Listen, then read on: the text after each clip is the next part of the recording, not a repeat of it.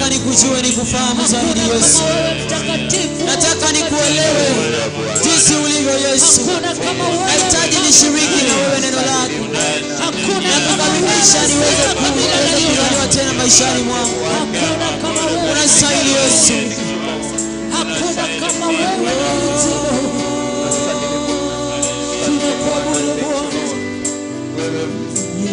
Yesu Baba. Tunakuabudu Mungu mkuu. Nataka nikujue, nikufahamu Bwana, nielewe neno lako. Nataka nikujue, nataka nikujue, nikufahamu Bwana, nielewe neno lako. Nataka nikujue, nataka nikujue, nikufahamu Bwana, nielewe neno lako. Nataka nikujue, unaponiwazia mema, nataka nikujue Yesu, nikufahamu, nielewe neno lako Yesu, nielewe neno lako. Nataka siku kwenda nyingine Yesu, nataka nikuelewe jinsi ulivyo Yesu, nijue jinsi unavyonipigania vita zangu, nielewe neno lako Yesu. Nainua mikono nikisema nataka nikujue, nikufahamu Bwana, nielewe neno lako. Nataka nikujue Yesu, nataka nikujue, nataka nikufahamu Bwana, nikufahamu, nielewe neno lako Yesu, nielewe neno lako Baba. Nataka nikujue, nataka nikufahamu Bwana, nikufahamu Bwana, nielewe neno lako. Nataka nikujue, nilisikia matendo yako, sasa nataka nikujue, nielewe na lugha yako. Nataka nikujue, nataka nikujue, nikufahamu Bwana, nielewe neno lako Yesu. Inua sauti mwambie Yesu, nataka nikujue masia wangu Yesu, nielewe na njia zako Baba, nielewe neno lako Yesu. Unaweza kuinua mikono useme nachotaka ni wewe tu Yesu. Chukua vyote bali uniachie Yesu, nielewe neno lako Baba. Mara ya mwisho sema upendo wako katika maisha yangu, nahitaji nikujue zaidi Yesu. Nakuhitaji zaidi Yesu, nakuhitaji zaidi Yesu. Thank you Lord, being great to us Lord. Worship Lord Yesu. Night, Wewe tu ni kimbilio letu. fight for Lord. Your grace is sufficient to us. Takatifu wa takatifu Yesu. Unastahili Yesu. Lord, we worship you, we praise you, Lord. Tunasema Tunakutukuza Bwana. We Tunakupa sifa Bwana. Unajua yote Yesu. Tunakutukuza mtakatifu. Unastahili kusifiwa. Tunakupa heshima na mamlaka Mfalme. Tunakusifu tukisema asante Bwana mabwana. Asante Mungu mkuu. Hakuna Mungu mwingine. Asante msifu wa takatifu. Umeinuliwa, umetukuka Bwana. Umesifika na unatosha mtakatifu. Kanisa nisaidie kushukuru Mwenyezi Mungu. Nisaidie kushukuru Mwenyezi Mungu katika haya majira. Nisaidie kushukuru Mwenyezi Mungu katika haya majira. Nisaidie kushukuru mtakatifu wa takatifu. Haleluya, haleluya. Makofi mazuri kwa Bwana Yesu. Pe Mungu ndaka mzuri ya makofi kwa sababu ya uwepo pamoja na sisi. Yeye pamoja mazuri kwa Bwana Yesu. Cheza kwa Bwana Yesu, maana yeye yuko pamoja na sisi kwa leo.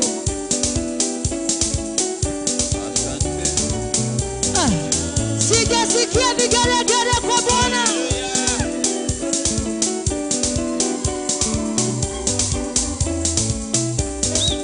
Makofi ya juu kwa Bwana Yesu.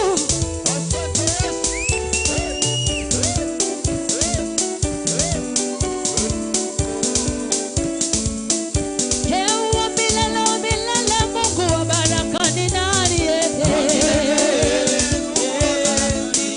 Hewa milele Mungu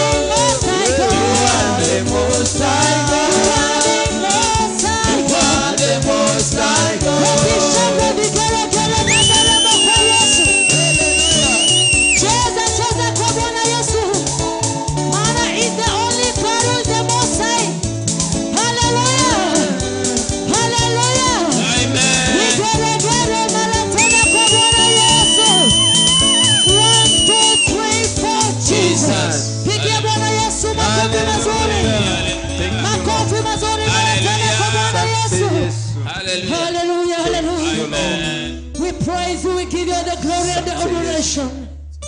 Tunakutukuza Bwana mabwana. Asante Yesu. Na kukupa sifa wewe Mungu mkuu. Stahili Bwana. Na kuliadhimisha jina lako tukufu mfalme. Kwa sababu ya ukuu wako mfalme wa ajabu. Kwa sababu ya fadhili zako ambazo ni za kudumu milele yote. We give you all the praise and all the adoration, Abba Father. We adore you kwa sababu wewe tu ndio usaidie. Tuko hapa kwa sababu yako mfalme mkuu. Na yote tunayoyafanya ni kwa sababu ya utukufu wa jina lako. Pokea utukufu, pokea sifa na heshima. Hata katika majira haya tunapoenda kupata kutoka kwa mtumishi wako, mfalme wa amani, nena nasi. Tenda ujitukuze, mtakatifu wa ajabu.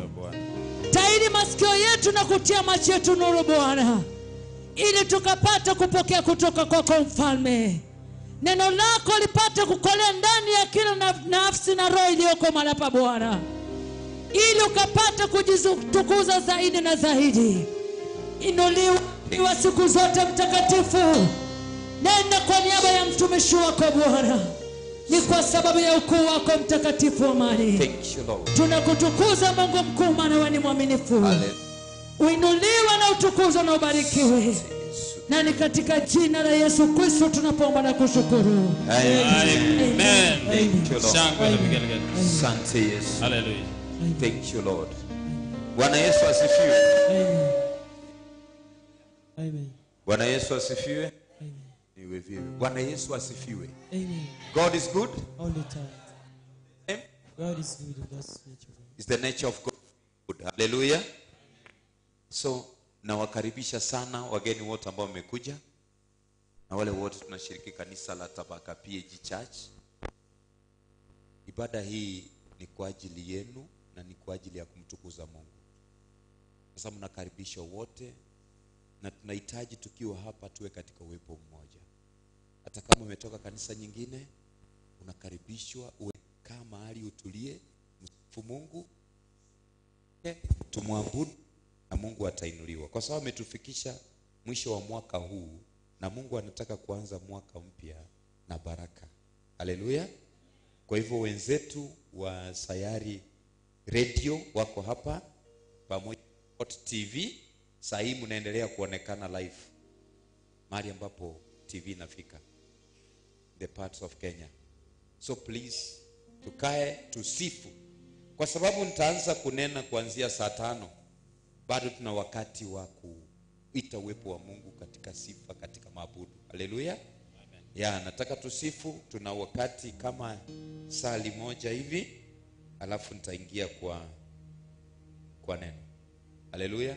Amen. Tuko pamoja? Wangapi tuko pamoja? Amen. Tuwe hivi. Haleluya. Amen. Yes, praise and worship. Hakuna kuchoka. Leo tunamuimbia Mungu kama vile Daudi alimuimbia na kucheza mpaka nguo zikatoka. Jina langu ni Pastor Victor Obare.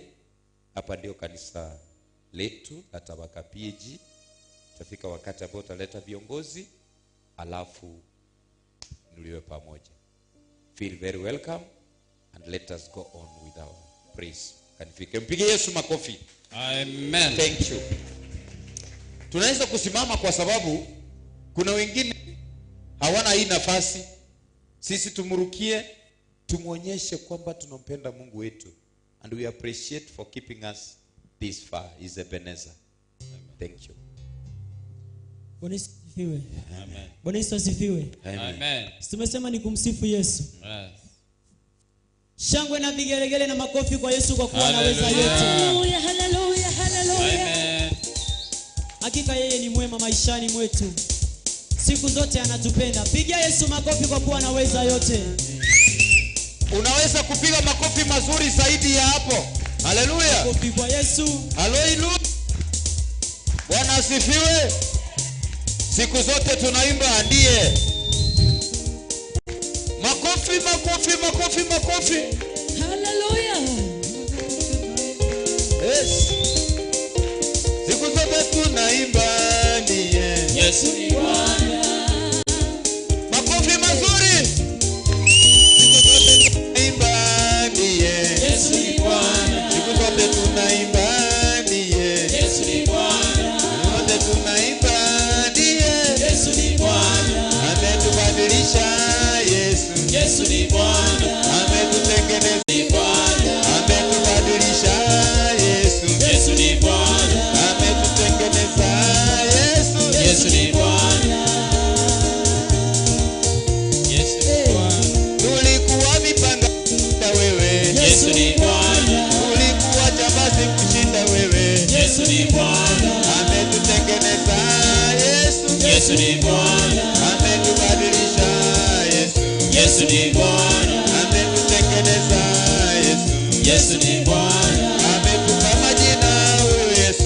Yesu ni Bwana. Ametuokoa Yesu. Yesu ni Bwana. Alilipa gharama zote. Alipia gharama mimi Yesu ni Bwana. alilipa gharama zangu Yesu ni Bwana. usiku na mchana tunamsifu Yesu ni Bwana. tunaimba sifa zake tukisema Yesu ni Bwana. alinipenda mimi akamtuma Yesu Yesu ni Bwana. tunasifu jina lake tukisema Yesu ni Bwana. amenitengeneza maisha yangu Yesu ni Bwana. nilikuwa mbaya kuliko wewe Yesu ni Bwana. nilikuwa mbaya kuliko wewe Yesu ni Bwana. amebadilisha na historia yangu Yesu ni Bwana. amenibadilisha maisha yangu Yesu ni Bwana. siku zote tunaimba niye Yesu ni Bwana. siku zote tunaimba niye baba Yesu ni Bwana. amenibadilisha mimi Yesu ni Bwana. ametubadilisha maisha yetu Yesu ni Bwana. tulikuwa wabaya kuliko wewe Yesu ni Bwana. tulikuwa wabaya kuliko wewe Yesu ni Bwana. ukienda polisi na utakwambia Yesu ni Bwana. ukienda polisi watakwambia Yesu ni Bwana. ametubadilisha maisha yetu Yesu ni Bwana. ametupa jina tukuwa nalo Yesu ni Bwana. namsifu nikisema niye Yesu ni Bwana. namsifu nikisema niye Yesu ni Bwana. shangwe na vigelegele tunasema jina lako Yesu tumwinue Yesu kwa kuwa jina lake limepita majina yote tumwinue tumwinue Yawe tumwinue tumwinue Yawe tumwinue winue Yesu ni Bwana winua Yesu tumwinue tumwinue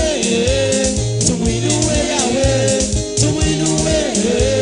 tumwinue Yawe tumwinue winue Yesu ni Bwana amekupa jina ambalo haukuwa nalo tumwinue Yawe tumwinue Yawe tumwinue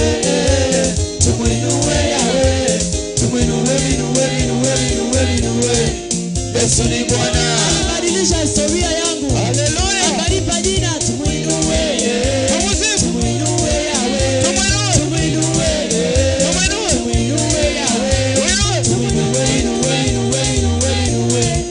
Yesu ni Bwana. sasa msifu Yesu tumsifu Yawe tumsifu Yawe tumsifu Yesu ni nani Yesu ni Bwana. msifu kwa kuwa anaweza tumsifu Yawe tumsifu Yawe tumsifu Yesu ni Bwana tubariki Yesu bariki tubariki Yawe tubariki Yawe Yesu ni nani Yesu ni Bwana. utukufu ni zako wewe Mungu wangu sifa na utukufu ni zako wewe Papa Mesia sifa na utukufu ni zako unatenda maajabu sifa za uponyaji sifa za kuinua Baba ni zako Yesu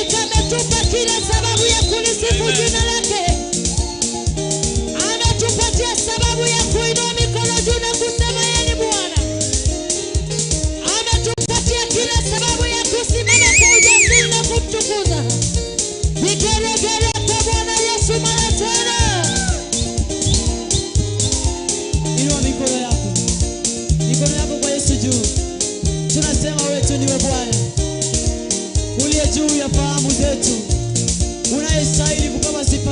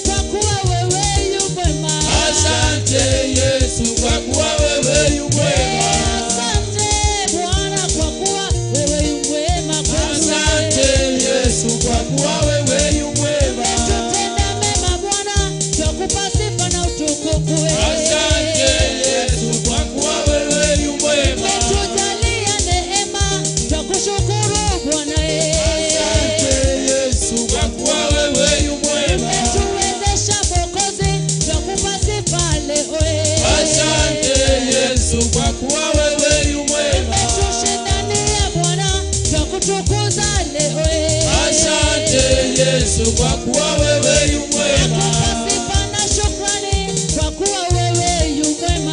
Asante Yesu kwa kuwa wewe yu mwema. Nakuinua twakuhimidi Bwana kwa kuwa wewe yu mwema. Asante Yesu kwa kuwa wewe yu mwema. Asante Yesu kwa kuwa wewe yu mwema. Asante Yesu kwa kuwa wewe yu mwema.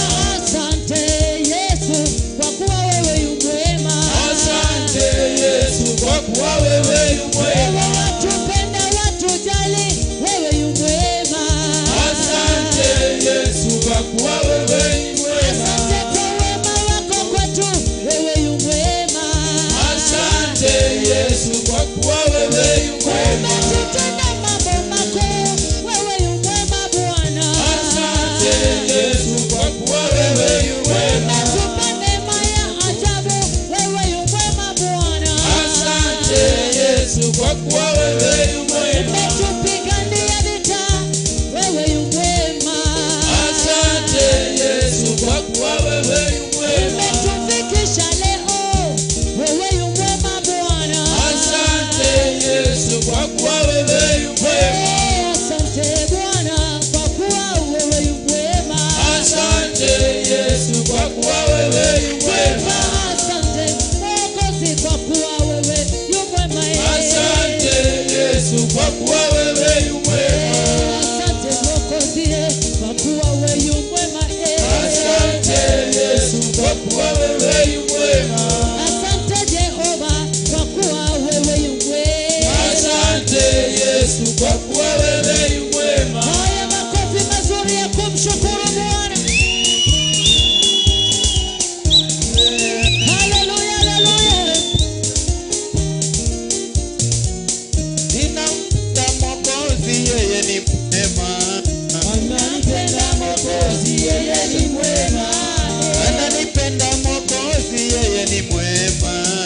Ananipenda Mwokozi, yeye ni mwema.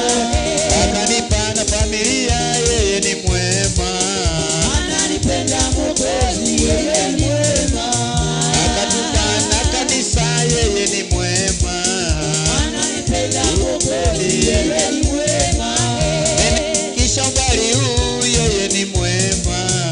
Ananipenda Mwokozi, yeye ni mwema. Akafa kwa ajili yangu.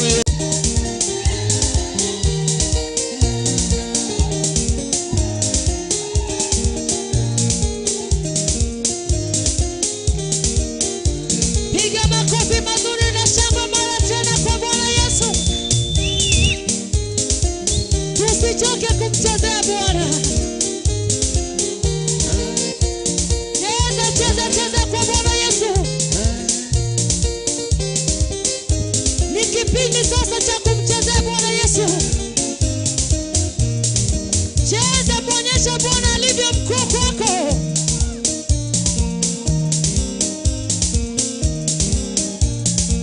Cheza, muonyeshe Bwana alivyo wa dhamana kwako mpendwa. Haya sasa tukamrukia Bwana. Ruka kwa Bwana. Ruka kwa Bwana. Ruka, muonyeshe alivyo mkuu kwako. Muonyeshe alivyo wa dhamana kwako. Muonyeshe mfalme alivyo mwenye uwezo kwako. Muonyeshe unavyompenda kwa kumrukia.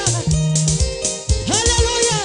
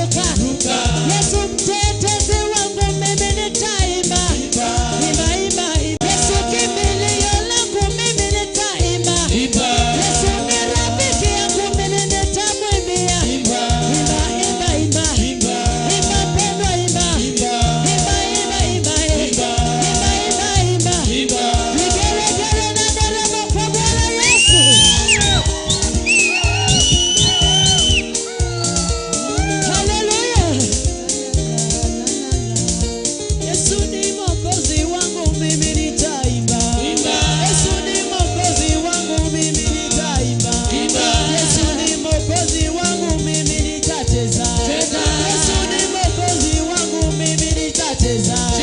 Kristo ni mwokozi wangu, mimi nitaimba. Imba, imba, imba, imba, imba, imba, imba, imba.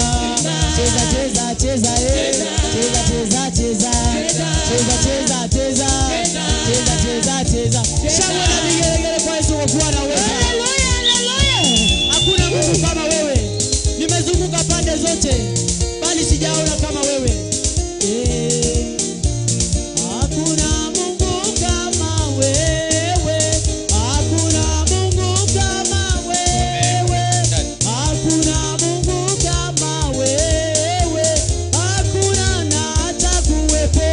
Hakuna Mungu kama wewe. Kama wewe. Hakuna Mungu kama wewe. Kama wewe Yesu. Hakuna Mungu kama wewe. Kama wewe. Hakuna na hata kuwepo. Hakuna tabibu kama wewe. Hakuna mponyaji kama wewe.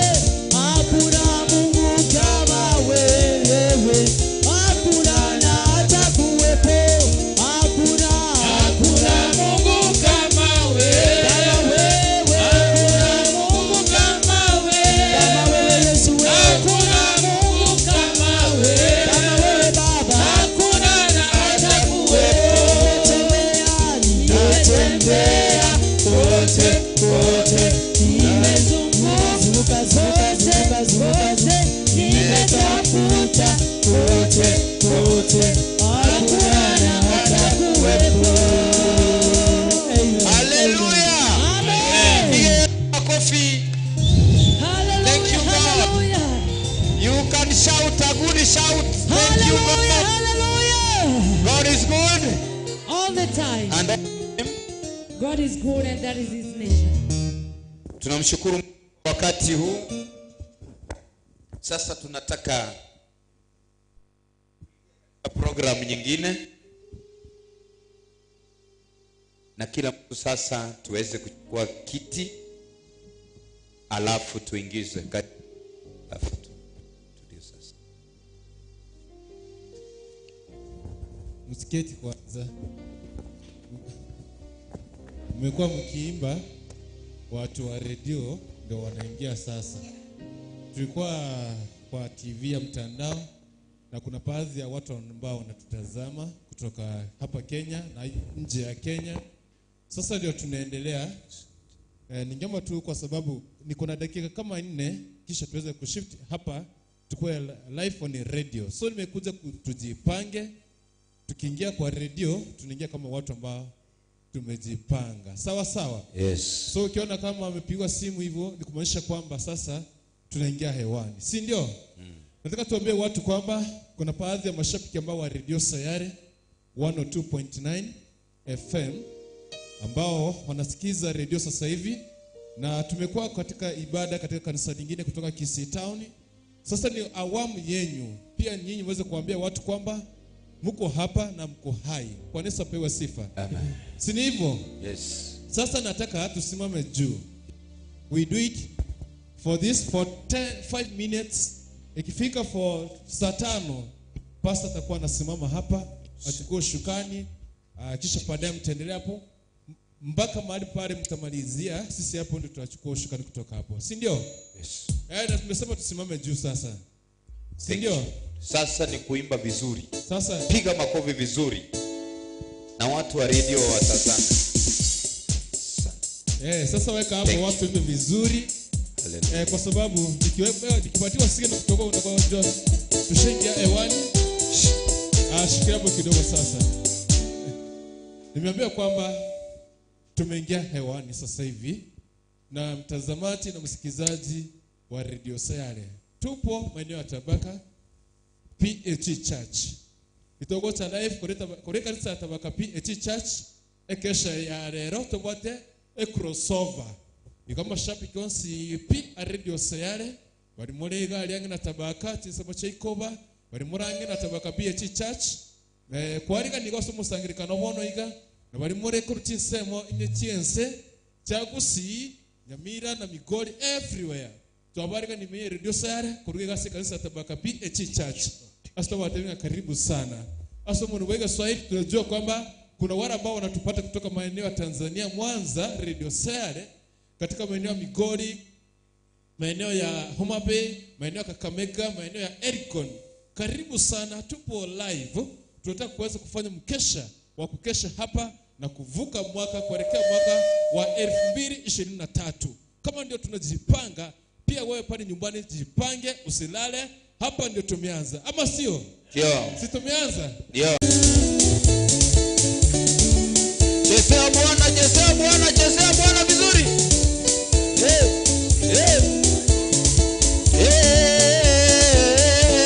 My God is good. My God is good. It's good. My God is good. My God is good. My God is good. My God is good. My God is good. My God is good. My God is good. My God is good. My God is good. Everything now double. My double, double. Everything double. Everything now double. Everything now double. Everything now double. Everything now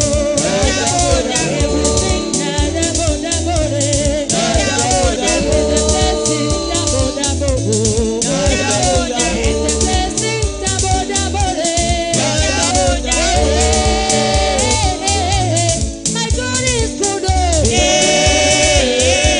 My God is good. My God is good.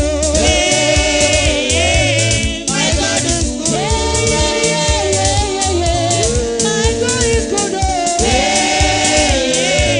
My God is good. My God is good. My God is good. Haya vigelegele na shangwe kwa Bwana Yesu. Tumfanye hivi yana tumkono. Hebu ndio mkono juu hivyo. Okay. Yana tumkono hivi tu. Hivi tu. Hivi tu. Mikono yako juu ya hewa. Iweze kupepea mikono yako yote miwili. Kuna watu ambao ni wanasomeka mikono kwa mfuko. Ina mikono yako juu hivyo. Na weka tu hapa hii. Weka hivi. Weka tu hapa. Hivi tu. Pole tu. Hivi tu pole tu. Sema. Hivi tu. Hivi tu. Hivi tu. Hivi tu. Hivi tu. Hivi tu.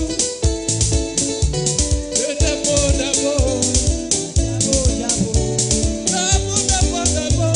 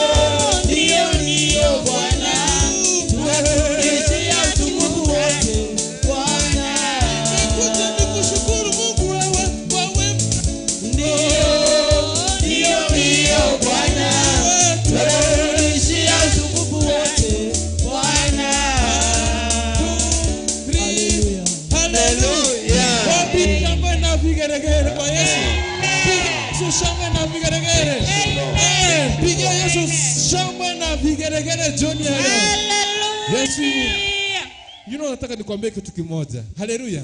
Amen. Hivyo ndio nataka wakati huu tunajipanga kwenda kuita mtumishi wa Mwenyezi Mungu aweze kuendelea. Niko na dakika kama 5 peke yake.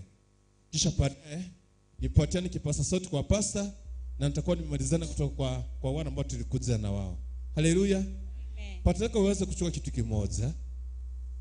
Sasa hivi kuna watu siku ya ilikuwa siku ya Jumatano walikuwa waenda crusade na wakapata ajali pale Kerenyo Nyamira.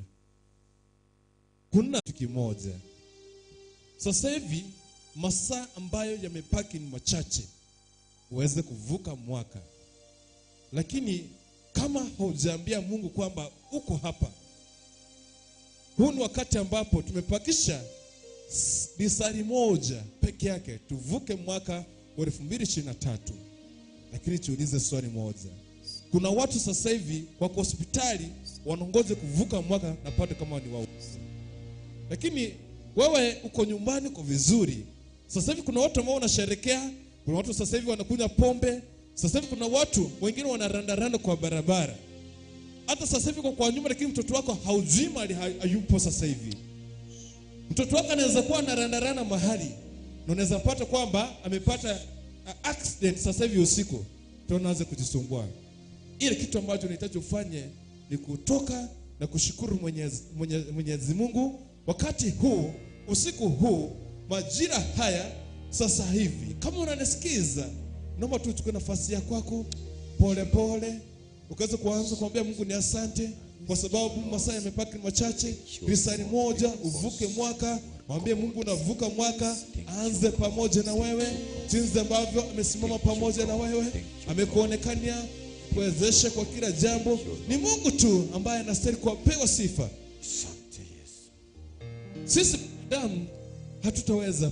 Tumekuwa wazena dhambi, tumekuzena dhambi, tumekuudhi, tumefanya maovu ya kila siku na kila wakati, kwa kutembea, kwa kufikiria tumetenda maovu. God, we ask for your forgiveness. Majira haya Mungu wetu, masifa, utukufu na mamlaka. Yes Lord Jesus, we praise your name, Lord. Thank you, Lord. We worship you. To receive your glory. You are mighty Jesus. You are mighty Lord. You are mighty Jesus. We worship you, Lord. We give you the glory, Lord. Yes, Lord. We worship you, Lord.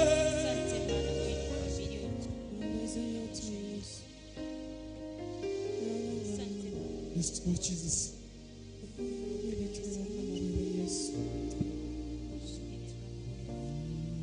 Yes, Lord. We worship you, Jesus. Wakati mwingine Mungu unaweza pata kwamba watoto wetu wanakosa, ndugu zetu wanakukosea Mungu. Wengine sasa hivi wanafanya maovu kama wazazi wao wapo hapa wanakuomba. Inawezekana kwamba watoto wao wengine wanatenda dhambi. Mungu wangu, kwamba waweze kusamehe. Usamehe Mungu wetu. We worship you, Jesus. Yes, Lord.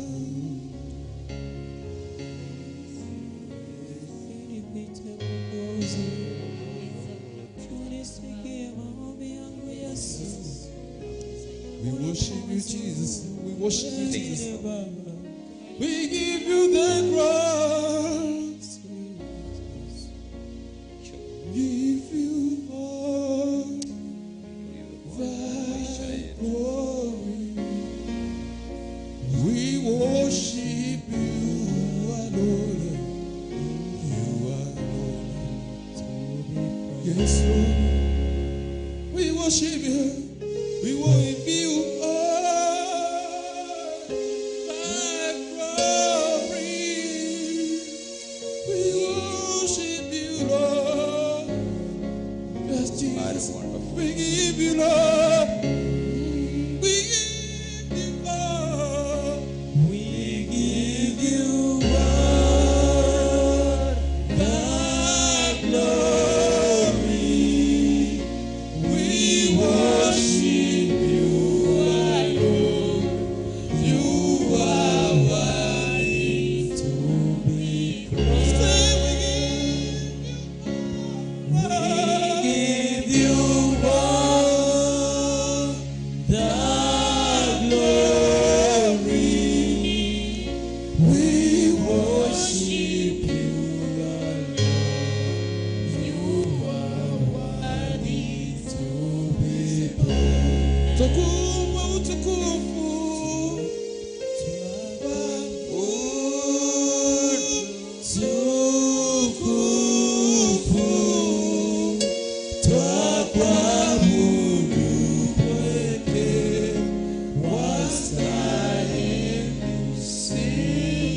Nataka sasa utoe sauti yako.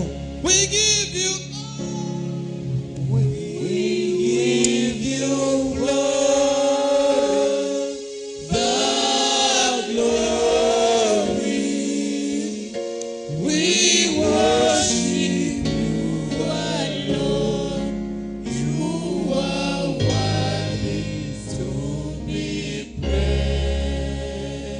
mikono yako juu. Pigia Yesu shangwe na vigeregere. Pigia Yesu shangwe na vigeregere. Hallelujah. Thank you Lord. Thank you Lord. Hallelujah. Thank you Lord. Yes. Sasa pewa sifa. Kasitaki kuchukua muda sana. Nataka uweze kukaribisha Eric. Eric kuja zungumze, alafu kisha baadaye utaleta pastor aendelee. Hallelujah. Hallelujah. Amen. Yes. Thank you Lord. Bwana Yesu asifiwe. Amen. Bantu balipokuwa tumogokense mimi. Amen. Bwana Yesu asifiwe. Amen. Ni wangapi wamewahi niona? Ni wangapi wamewahi niona mahali? Wangapi wamewahi niona mahali? Wangapi? Wangapi wamewahi nisikia kwa redio? Ni wangapi wamewahi nisikia kwa redio? Ni wangapi? Okay. Bwana Yesu asifiwe. Amen. Kwa majina naitwa Eric Nyakundi. I'm the host kwa kipindi cha Ebunge Yumosa. Every Saturday from 3:30 to 7. Hata leo nimemaliza kipindi, leo nimesema tutaenda Tabaka kuanza mwaka wa 2023. Bwana Yesu asifiwe. Amen. So, wakati uko hapa ndani, nataka kujiulize kama wewe umeacha usingizi. Nimesema leo lazima niende kanisani nikaweze kujumika na wengine tukaweze kuanza mwaka. Nataka ujiulizie swali moja tu. Nini imekuleta hapa ndani? Bwana Yesu asifiwe. Amen.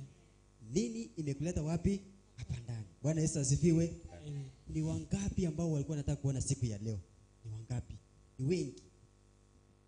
Ni wengi sana. Lakini kwa hii wiki yote umesikia mtu mwingine amekufa hapa before tumalize Christmas, mwingine ameaga dunia. Ni kwa sababu wewe Mungu anakupenda na anataka umfanyie kazi. Bwana Yesu asifiwe. Amen. Usikuje hapa ndani kuangalia watangazaji wa Sayari FM na Kizi Hot. Hapana, wewe umekuja hapa ndani kupokea neno la nani? La Bwana. Bwana Yesu asifiwe. Mimi unajua mimi ni kijana. Si mimi ni kijana? Mimi nampenda Yesu. Kwa sababu nikikwambia my testimony, mahali Bwana amenitoa na mahali nimefika ni kwa uwepo wa Bwana. Bwana Yesu asifiwe. Amen. Unajua we kama kijana ndio wamejaba ndani. Kama we kijana, hata we msikilizaji ambao tupata kupitia mitabedi ya 102.9 Sayale FM kutoka kanisa la Tabaka PAG, na hapa ndio nataka tuanzie mwaka. Na nashukuru sana Bwana Jared Ochichi kwa kutunganisha ili kuhakikisha kwamba mitambo yote iko sawa, ili kwamba hata msikilizaji ambaye yako nyumbani mwenye kuweza kufika hapa ndani anatupata kwa njia ambayo inastahili. Bwana Yesu asifiwe. Amen. Kwa hivyo mpenzi msikilizaji, mahali popote ulipo, unaweza takia watu maybe happy new year. Mpenzi msikilizaji ambaye unatusikiza hapo nyumbani, maybe unataka kutakia watu watatu. Ukipitisha watatu sitasoma message yako. Nataka watu watatu. Kila mtu akiandika message uhakikisha kwamba wewe unasema wewe ni nani kutoka mahali fulani na kia nani happy new year 2023. Nambari ya SMS ni 0768089124. 0768089124. Unatakia nani? Unataka watu watatu. Unatakia watu watatu pekee happy new year 2023. Bwana Yesu asifiwe. Amen. Kwa ajili ya wakati huu nataka nikaweze kumkaribisha mtumishi wa Mungu. Na nimepata ni rafiki yetu wa kwenda huko nyumbani, Bwana Pastor. Karibu sana. Situmpigie makofi. Thank you, Lord. Hallelujah. Yes, Pastor, karibu Thank you, sana. Lord. Thank Ili you, Lord. uweze- Mungu ni mwema na ametufikisha. Kuna wengine jinsi ambavyo wenzetu wameongea hawangeweza kufika siku ya leo. Unapofika siku ya leo unahitaji umshukuru Mungu na pia umuulize ana agenda gani katika maisha yako. Ni kwa nini amekupatia uhai? Bwana Yesu asifiwe. Kwa sababu kila mmoja wetu kuna siku na miaka atakayomaliza katika dunia hii. Lakini kama Mungu amekupa fursa ya siku ya leo kumaliza mwaka na uanze mwaka, sasa ninahitaji tumshukuru na kumuuliza ni agenda gani anayo katika maisha yetu. Haleluya. Wacha tuombe. Nakushukuru Mwenyezi Mungu kwa wakati huu. Bwana, umekuwa mwema kwetu sisi, umetupa kibali na neema Bwana ya kuona siku hii, na usiku huu Bwana tumekuja kushuhudia miujiza yako ya kuwa hai. Tumekuja kushuhudia Bwana ukituvusha tena kwa mwaka mpya.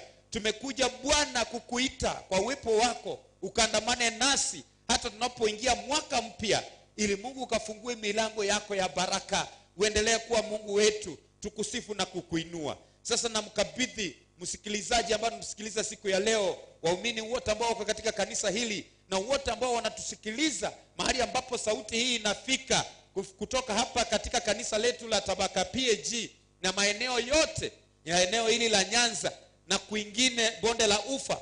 Bwana uinuliwe. Asante Mungu. Sasa tunakualika ifanye chombo na kuniongoza nikanene yale ambayo ungependa yasikizwe na sisi watoto wako kwa wakati huu. Bwana tunakualika na uwepo wako ukaandamane nasi na neema yako itutoshe. Ni katika jina la Yesu nimeomba na kuamini. Pige Yesu makofi. Bwana Yesu asifiwe. Kwa jina naitwa Pastor Victor Ubare. Kanisa ni Tabaka PAG Church, linapatikana hapa South Mugrango na wilaya ya Nduru. Mmekaribisha wote ambao mnatusikiliza mahali popote mlipo katika redio ya Sayari pamoja na Hot TV. Kwa hivyo mnakaribishwa sana. Wacha uwepo wa Bwana uendelee na sisi. Haleluya. Ningetaka tujikumbushe siku ya leo kwamba tuko karibu kumaliza mwaka. The year is getting over. Tunamaliza mwaka. Na Mungu amekuwa mwema kwetu, tumekuja kushuhudia kumaliza mwaka. Na itaenda.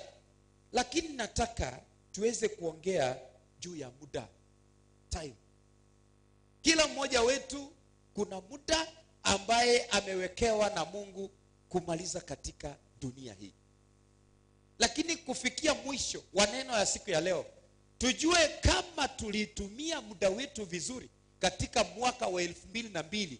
Huu upo sasa, imebakisha takriban dakika, maana tunasema hatujatosheka, hatujafanya hiki na kile, na tunasema muda umetupita. Lakini Paulo alisema tuwe tunafanya kazi tukiukomboa wakati. Bwana Yesu asifiwe. Kwa hivyo nataka kunena kutoka kitabu cha Ayubu. Nataka nianze kabla sijaingia kwa mistari mingine ya kutusaidia juu ya wakati. Ayubu anasema katika kitabu cha yetu tunayomaliza katika dunia hii, amekuwekea hesabu ambao utamaliza katika ile nyumba yako. Amekuwekea hesabu ya siku na mipaka usiyoweza kupita. Hakuna mtu hata anaweza simama aseme kwamba nitamaliza miaka 70 kuanzia hivi sasa, kwa wale ambao hatujafika miaka 70. Lakini ni Mungu ambaye ameweka hesabu hii. Kwa hivyo huwezi kuipita. Ndio maana wenzetu wakasema, kuna mama wengine walienda kutembelea wenzao, wengine wakaenda kuonana mtoto wao ambaye hajawahi kumuona, lakini ajali ikatokea, wote wakaisha. Ni kwamba Mungu aliweka siku na miezi na mipaka usiyoweza kuipita. Kwa hivyo huu muda tuko nao, huu muda ambao Mungu ametupatia, huu mwaka ambao umeisha, kama hatukutumia muda wetu vizuri, huu muda ambao ujao ndio tunataka leo kumwalika Mungu katika mipango yetu, katika kutumia wakati kwa mwaka ujao, ili tuweze kufanya yale yanayompendeza, akainuliwe. Bwana Yesu asifiwe. Mpigie Yesu makofi. Thank you God. Nataka niwaambie mahali ambapo Mungu ndiye ameweka muda. Nataka tufungue kitabu cha Mwanzo. Ndicho aliandika Mwanzo. That is kitabu cha Mwanzo 1:14. Inasema hivi. Mungu akasema na iwe mianga, aliweka majira. Akasema wacha na iwe mianga katika anga la mbingu ili itenge kati ya mchana na usiku. Mchana ukiisha, usiku unaingia. Nayo iwe ni dalili ituonyeshe kuwa na majira. Leo tulikuwa asubuhi, tukafika mchana, jioni nikaenda nyumbani, tuweze kuona majira. Halafu amesema hapa, nayo iwe dalili ya majira na siku.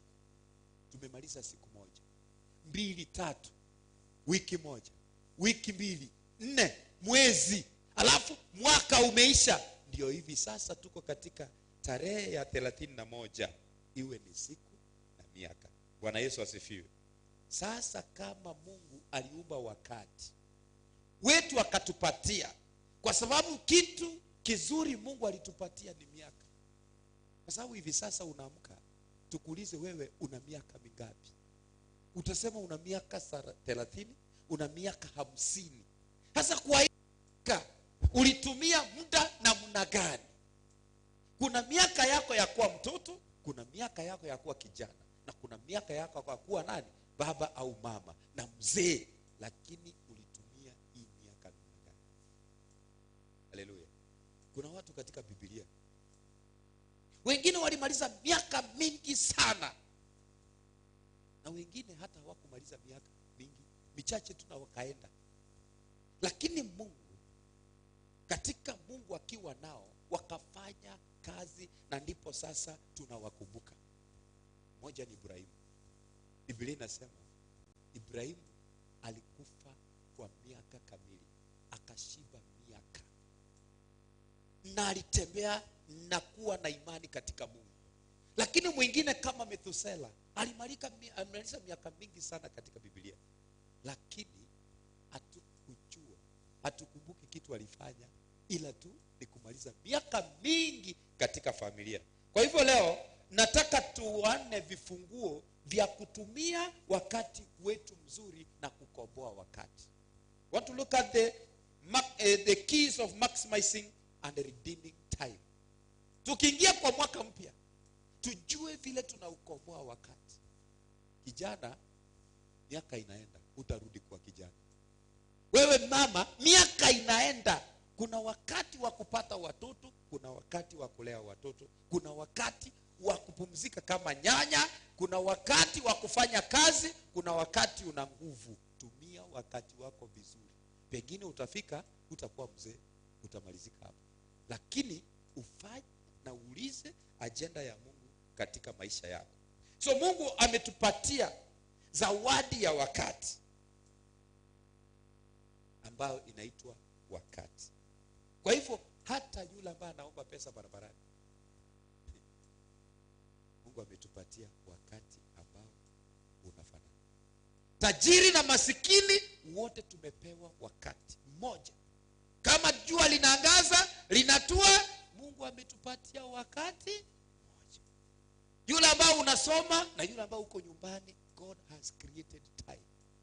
Wengine wametumia huu wakati, wametumia wakati vizuri, wametafuta, wamepokea mahali yao vizuri, na wanamshukuru Mungu. Wengine hata sasa hivi tukitoka barabarani usiku saa hii, utaona kila mtu jinsi ambavyo anatumia wakati. Wewe umetumia wakati wako huu kuja hapa kumwabudu Mungu, na utakutana na Mungu. Na kuna wengine saa hizi wamekunywa, wamepigwa chupa, wamekufa, lakini Mungu atakuja kukuuliza, nilikupatia wakati huu uliutumia namna gani? Haleluya. Kwa hivyo hata ukiwa mrefu kiasi gani, mfupi kiasi gani, Mungu ametupatia wakati. Ndio maana nataka kusisitiza juu ya wakati, ili tukiingia katika mwaka ujao tujue kwamba tuna muda ambao umepimwa, tuna siku ambazo zimepimwa, na miaka ambao umepimwa na Mungu, na hatutapitisha, ili tuweze wakati vizuri, tuukomboe wakati. Bwana Yesu asifiwe. So kila ambacho umekuwa, what you are and what you become depends on how you use time. Bwana Yesu asifiwe. Mwanafunzi wa shule, mwaka unakuja, wengine mtaingia kidato kingine, wengine utaingia the next class, but kile ambacho utakuja kuwa katika maisha yako ya halafu inategemea vile unatumia wakati wako. Kuna wengine ambao walifanya mtihani wa kidato cha 4. Kama yule alitumia wakati wake vizuri kudurusu na kusoma, alifanya mtihani, anangojea kupita. Lakini kama yule hakutumia wakati wake vizuri, wacha matokeo yatoke, atavuna kile alichofanya. Mama, kama uko nyumbani ulitumia wakati wako na shamba lako ukalitengeneza vizuri, ukatumia wakati wako wa kutafuta, ukatumia wakati wako vizuri kutafuta mali, kufanya biashara, hakika unayo pesa, unaweza kuchukulia mtoto wako shule, kwa sababu Mungu alitupatia wakati ambao unafanana. Kwa hivyo, number 1, when you are using time well, kitumia wakati vizuri, kile ambacho upo sasa, kama wewe ni tajiri, kama wewe umepita, kama wewe umefanya biashara, kama wewe una chakula nyumbani, inategemea vile ulivyotumia wakati. Kwa hivyo, sisi Mungu ametupatia wakati ambao unafanana. 2023, usije kulia kwamba huna wakati, huwezi lolote, kwa sababu yule ambaye atafanya na afaulu ana wakati, na wewe pia una wakati ambao unafanana. Jua linachomoza na linatua kwa wakati mmoja. Mvua inanyesha kama inatunyeshea wote, na Mungu ametupatia enough time to do his will. Bwana Yesu asifiwe. So, wacha tusome kitabu cha Zaburi 90. Psalms 90. So that we can get jue ni nini Mungu anasema. Psalms 90 mstari wa 12 inasema, basi utujulishe kuzihesabu siku zetu, tujipatie moyo wa hekima. Bwana Yesu asifiwe. Yeah. Daudi ambaye ni mmojawapo wa waandishi wa kitabu hiki anasema, Mungu utujulishe zetu, tujipatie moyo wa nini? Wa hekima.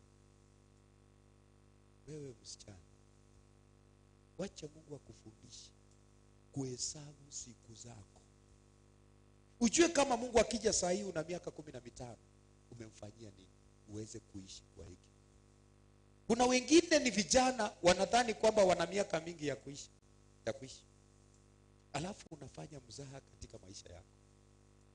Saa hii kuna vijana wengine, hata tumepata njiani tukija, nimepanda pikipiki nikija, kipita hapo Nyamarambe, kuna kijana alikuwa nje ya bar, amebeba pombe hii ya chupa kubwa. Unajua ile pombe inaandikwa Chrome, sijui ni Chrome hapa, chupa ile kubwa. Ameshika kwa barabara na ameiweka hivi juu, na teremsha ile pombe yote, hata hawezi kubugia kidogo kidogo, ni yote. Alafu ndiye anaanza kujidai kwamba amekunywa pombe. Using your time. Kuna vijana wengine sasa hivi wamejiunga na courses mbalimbali, wanasoma at this time. Kuna wengine sasa hivi wanaendelea kuandika ku apply for the job. Kuna wengine wanajiprepare kuja kuingia shule. Kuna wengine leo vile imeisha wamepanda miti 5. At the end itakuja kuwasaidia. We mama, una wakati. Ujue kwamba una wakati. Mungu akufundishe kuhesabu siku zako, ukaishi katika nyumba yako kwa hekima.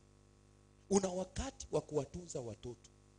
Kama Mungu amekupa uhai, amekupa watoto, watunze vizuri. 2023 mwaka ukiisha upate una watoto wa kufaa dunia. Sio kwenda kuzurura na kuacha watoto. Kina mama wengine ambao wajui kuhesabu wakati, saa hii wako nyumbani, mahali wanazurura ni kwingine. Wewe mzee, Mungu akufundishe kuhesabu wakati na siku zako, ili uweze kuishi kwa heshima. Bwana Yesu asifiwe. Nambari ya 2. Time cannot be stopped. Huwezi kusimamisha muda, but you can control it. Bwana Yesu asifiwe. Huwezi kusimamisha muda eti sasa ni saa 4 shikilie saa 4 isiendelee mbele, lakini unaweza kucontrol, kuweza kuutumia vile unataka. Mtu mzuri akikaa kwa nyumba anasema asubuhi nikiamka nifanye hivi, nikifika saa 4 nifanye hivi, nioshe nguo, ikifika saa 8 nipike nikule, alafu nitoke niende kanisani, ama niende kufanya kazi, nirudi. Unapanga muda ili you control it, lakini huwezi kusimamisha. Kwa hivyo inategemea vile unaweza kutumia wakati. Bwana Yesu asifiwe. What is a new year? Mwaka mpya ni kitu gani? Tumemaliza mwaka 2022. Tunaingia kwa mwaka 2023. Mwaka ni nini? Mwaka ni kupita kwa wakati. It is passing of time. Kama hukutumia huu mwaka vizuri, umepita. Utaona mwaka wa 2022 tena mpaka Mungu aje. Mwaka umeenda. So kama mwaka umepita, ndio tunaingia mwaka mpya. Na huu mwaka mpya utapita tena ukilia, ama umeacha 22 iende na majuto yake. Mwaka 2022 iende na matatizo yake. Uanze kupanga mwaka mpya. Bwana Yesu asifiwe. What is a new year? Mwaka mpya ni kuweka yale matarajio yako and your priorities, ni kuziweka mbele ili uweze kuzifanya. You redefine them. Bwana Yesu asifiwe. Ulipanga kwamba mwaka ujao why are you in the world? Umekaa kwa nyumba yako. Unajua sababu yako ya kukaa pale? Unajua sababu yako ya kukaa katika kanisa la Tabaka? Ama kila wakati unakumbushwa? Do you know your purpose? Another year is to redefine your purpose. Ujue hivi, sasa mwaka ujayo kwa Mungu hakutakuwa kawaida. Kutoa kwangu sadaka haitakuwa ile narudia. I want to improve. Niinuke juu, nitafute, nianze kuona kwamba katika kanisa na mimi nimeweka mkono. Katika nyumba yangu nimeweza kudefine my purpose in my home. Lazima nijenge, ninunue ng'ombe, nikae vizuri. Uanze kupanga, utumie wakati wako vizuri. Bwana Yesu asifiwe. So, namna gani unaweza kupanga mwaka wako, mipango yako? Nataka niwaambie kuna watu wengi wameanza mipango yao. Mtu anapata hata pesa ya loan nyingi sana, anaona hii nyumba fulani alijengea nyumba kwa 1,000,000, mimi nina 2,000,000, nataka kuijenga kwa miezi 2. Lakini nyumba zingine unaona zimefikia njiani, zimeanza kumea. Najua mwani hizo ozera, ile project inaisha na ikumbuki. So if you want to prosper, to excel in 2023, mwaka 2023, ufanye jambo ambalo kitabu cha Zaburi 37 kinatuambia. Psalms chapter 37 verse 5 inasema hivi: umkabidhi Bwana njia yako. Bwana Yesu asifiwe. Ungenisikiliza mngesema amen kubwa. Bwana Yesu asifiwe.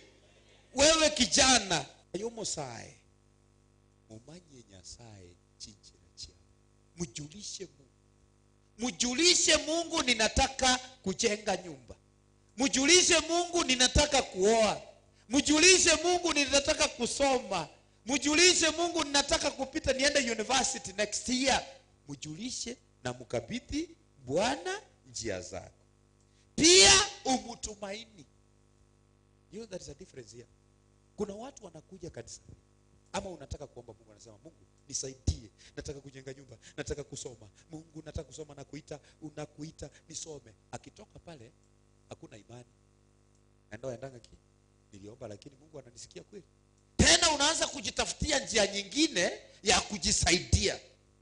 Wakati huwezi kumkabidhi Mungu njia zako, anakuacha ushughulike na njia zako.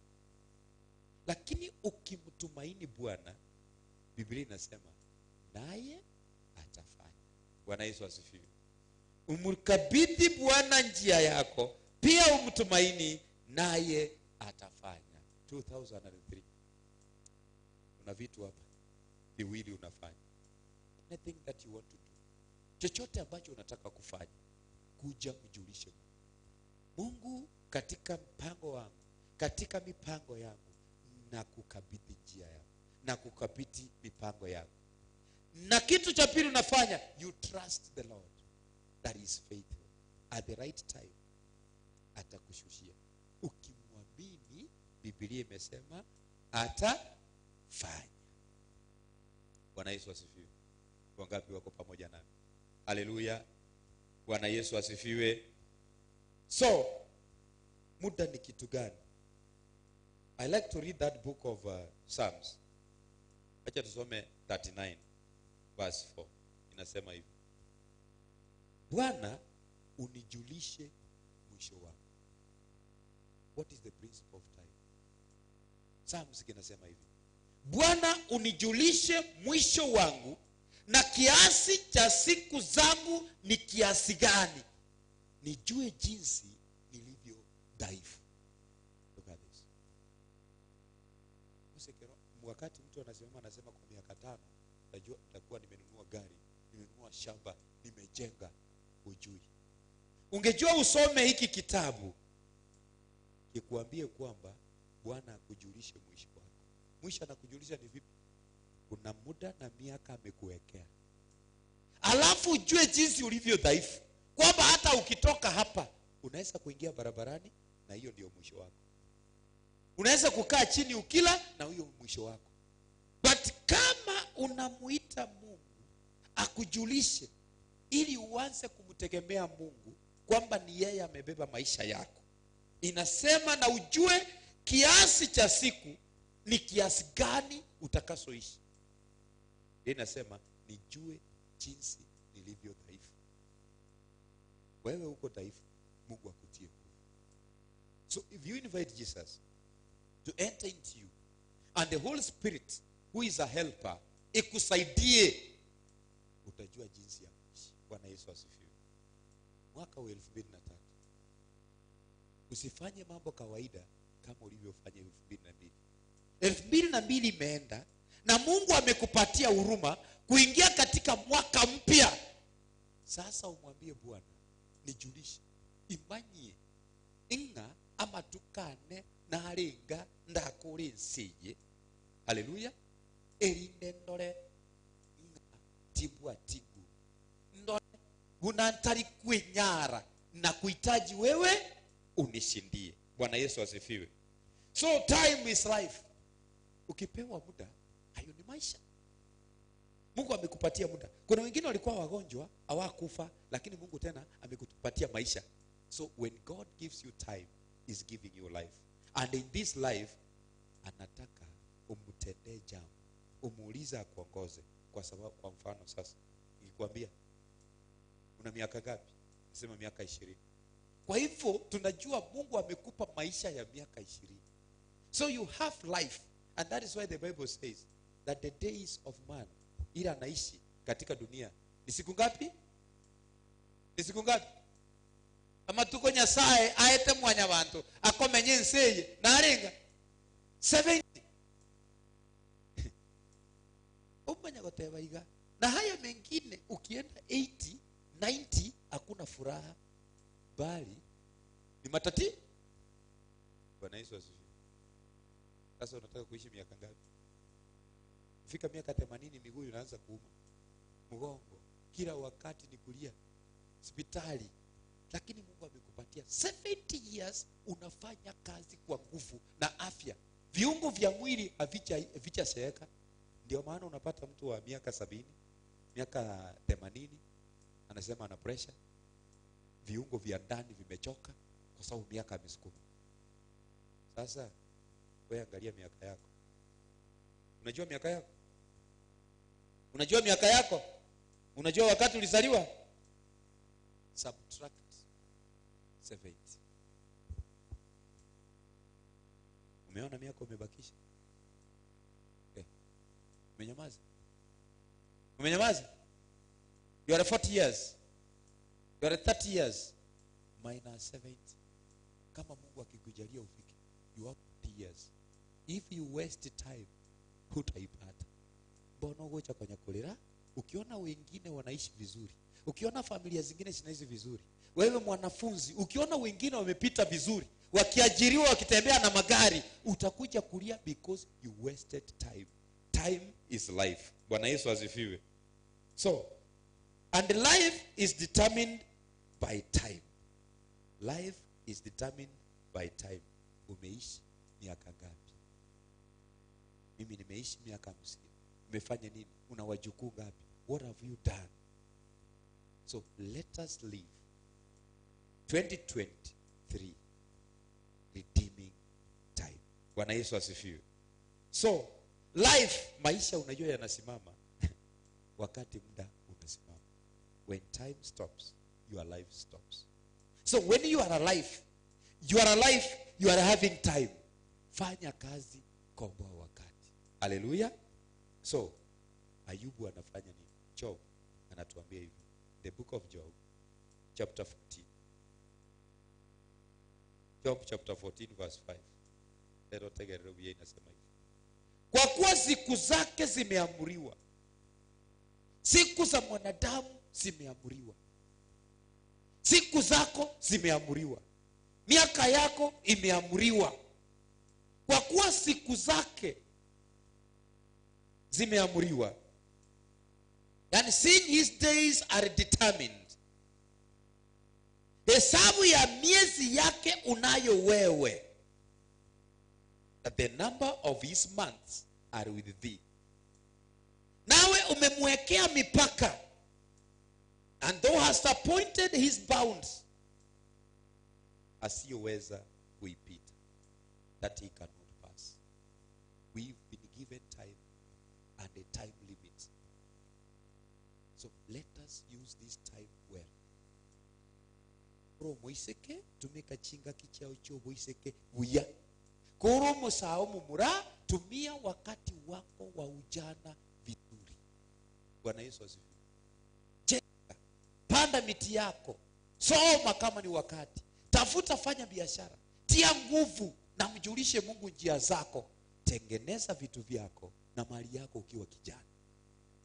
Lakini ukipoteza muda hapa na kufanya ovyo, unapanda ovyo, utavuna nini? Utavuna ovyo. Bwana Yesu asifiwe.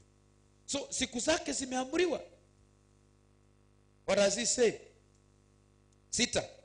Acha kumwangalia yeye apate kupumzika, hata atakapoitimiza siku yake kama aliyeajiriwa. Bwana Yesu asifiwe. Each one of us ameajiriwa. Nani ametuajiri? Bwana mono. Nani ametuajiri? Sisi tumeajiriwa. Apate kuishi. Inasema till he shall accomplish as an hireling his day. Wewe, you've been hired by God. Kuna kazi Mungu anataka uifanye. That is why ameacha uko hai wakati huu. Wale wamekufa hapa, wale wameenda. Juzi hivi tulikuwa tumemzika pastor wetu bali aga hapa Marongo. Siku zake zimefanya nini? Zimeenda.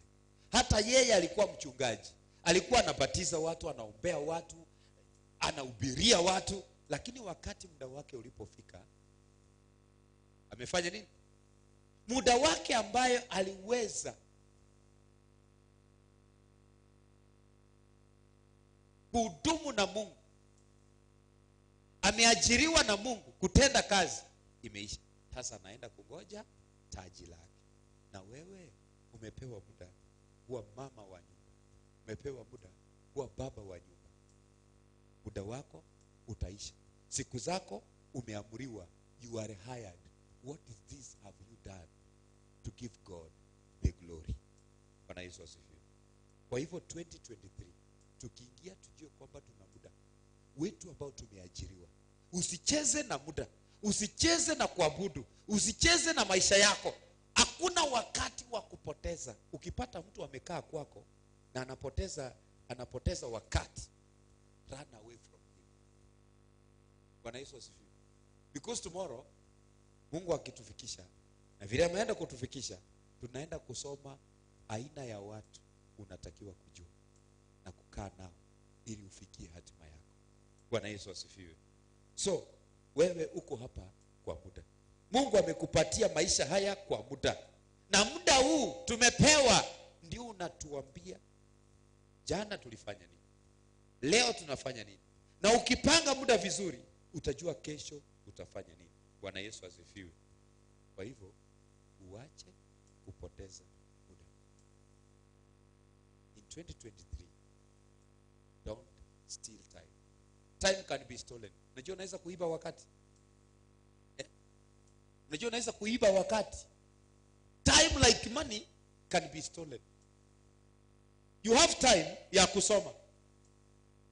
Instead of ya kusoma unakimbia kutoka shule, unaenda kufanya mambo yako disco. What have you done to time? The time for reading unaiba.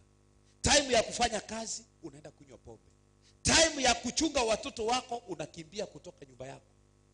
Time ya kwenda shambani unalala ama unafanya jambo ambalo litakikani kwa wakati ule. Never destroy time. Chunga wakati. Unaweza kupoteza wakati. Na Yesu asifiwe. Na watu wanapenda kulala tu. Sema mvua inanyesha, wacha tu nilale kidogo, nitaamka kidogo. Usinzia kidogo, umaskini unaingia kutoka dirishani. Na Yesu asifiwe. So do not lose time. Eti uko na muda unazunguka katika nyumba za watu bure. Eti uko na muda wa kukaa tu, utanga wacha tu nikae. Yanganya vinde bichi, utaki hata kupanda kamboga kidogo uweze kupata. Eti una muda wa kulala. Don't lose time, because time is money. Time can be devalued. Wakati unaenda kufanya kazi ambayo si ya maana, you devalue time. Unatoka nyumbani unaenda kukaa barabara, tunaangalia napita. Gari nikija kununua ni kama itanunua. Yaani unaangalia vitu ambavyo saidia. Unapoteza wakati wako mzuri. You devalue your time. Ama unafanya mambo ambayo hayakuletei heshima. Mpaka unasema why did I use this time? Bwana Yesu asifiwe. Ya time ya shule haukuifanyia kazi nzuri so that it can have value in you. Unaiharibu. Bwana Yesu asifiwe. So in next year you have to use your time well. Mutumeke chinga kibija. Utumie wakati mzuri. Kwa sababu kitabu cha Mhubiri Ecclesiastes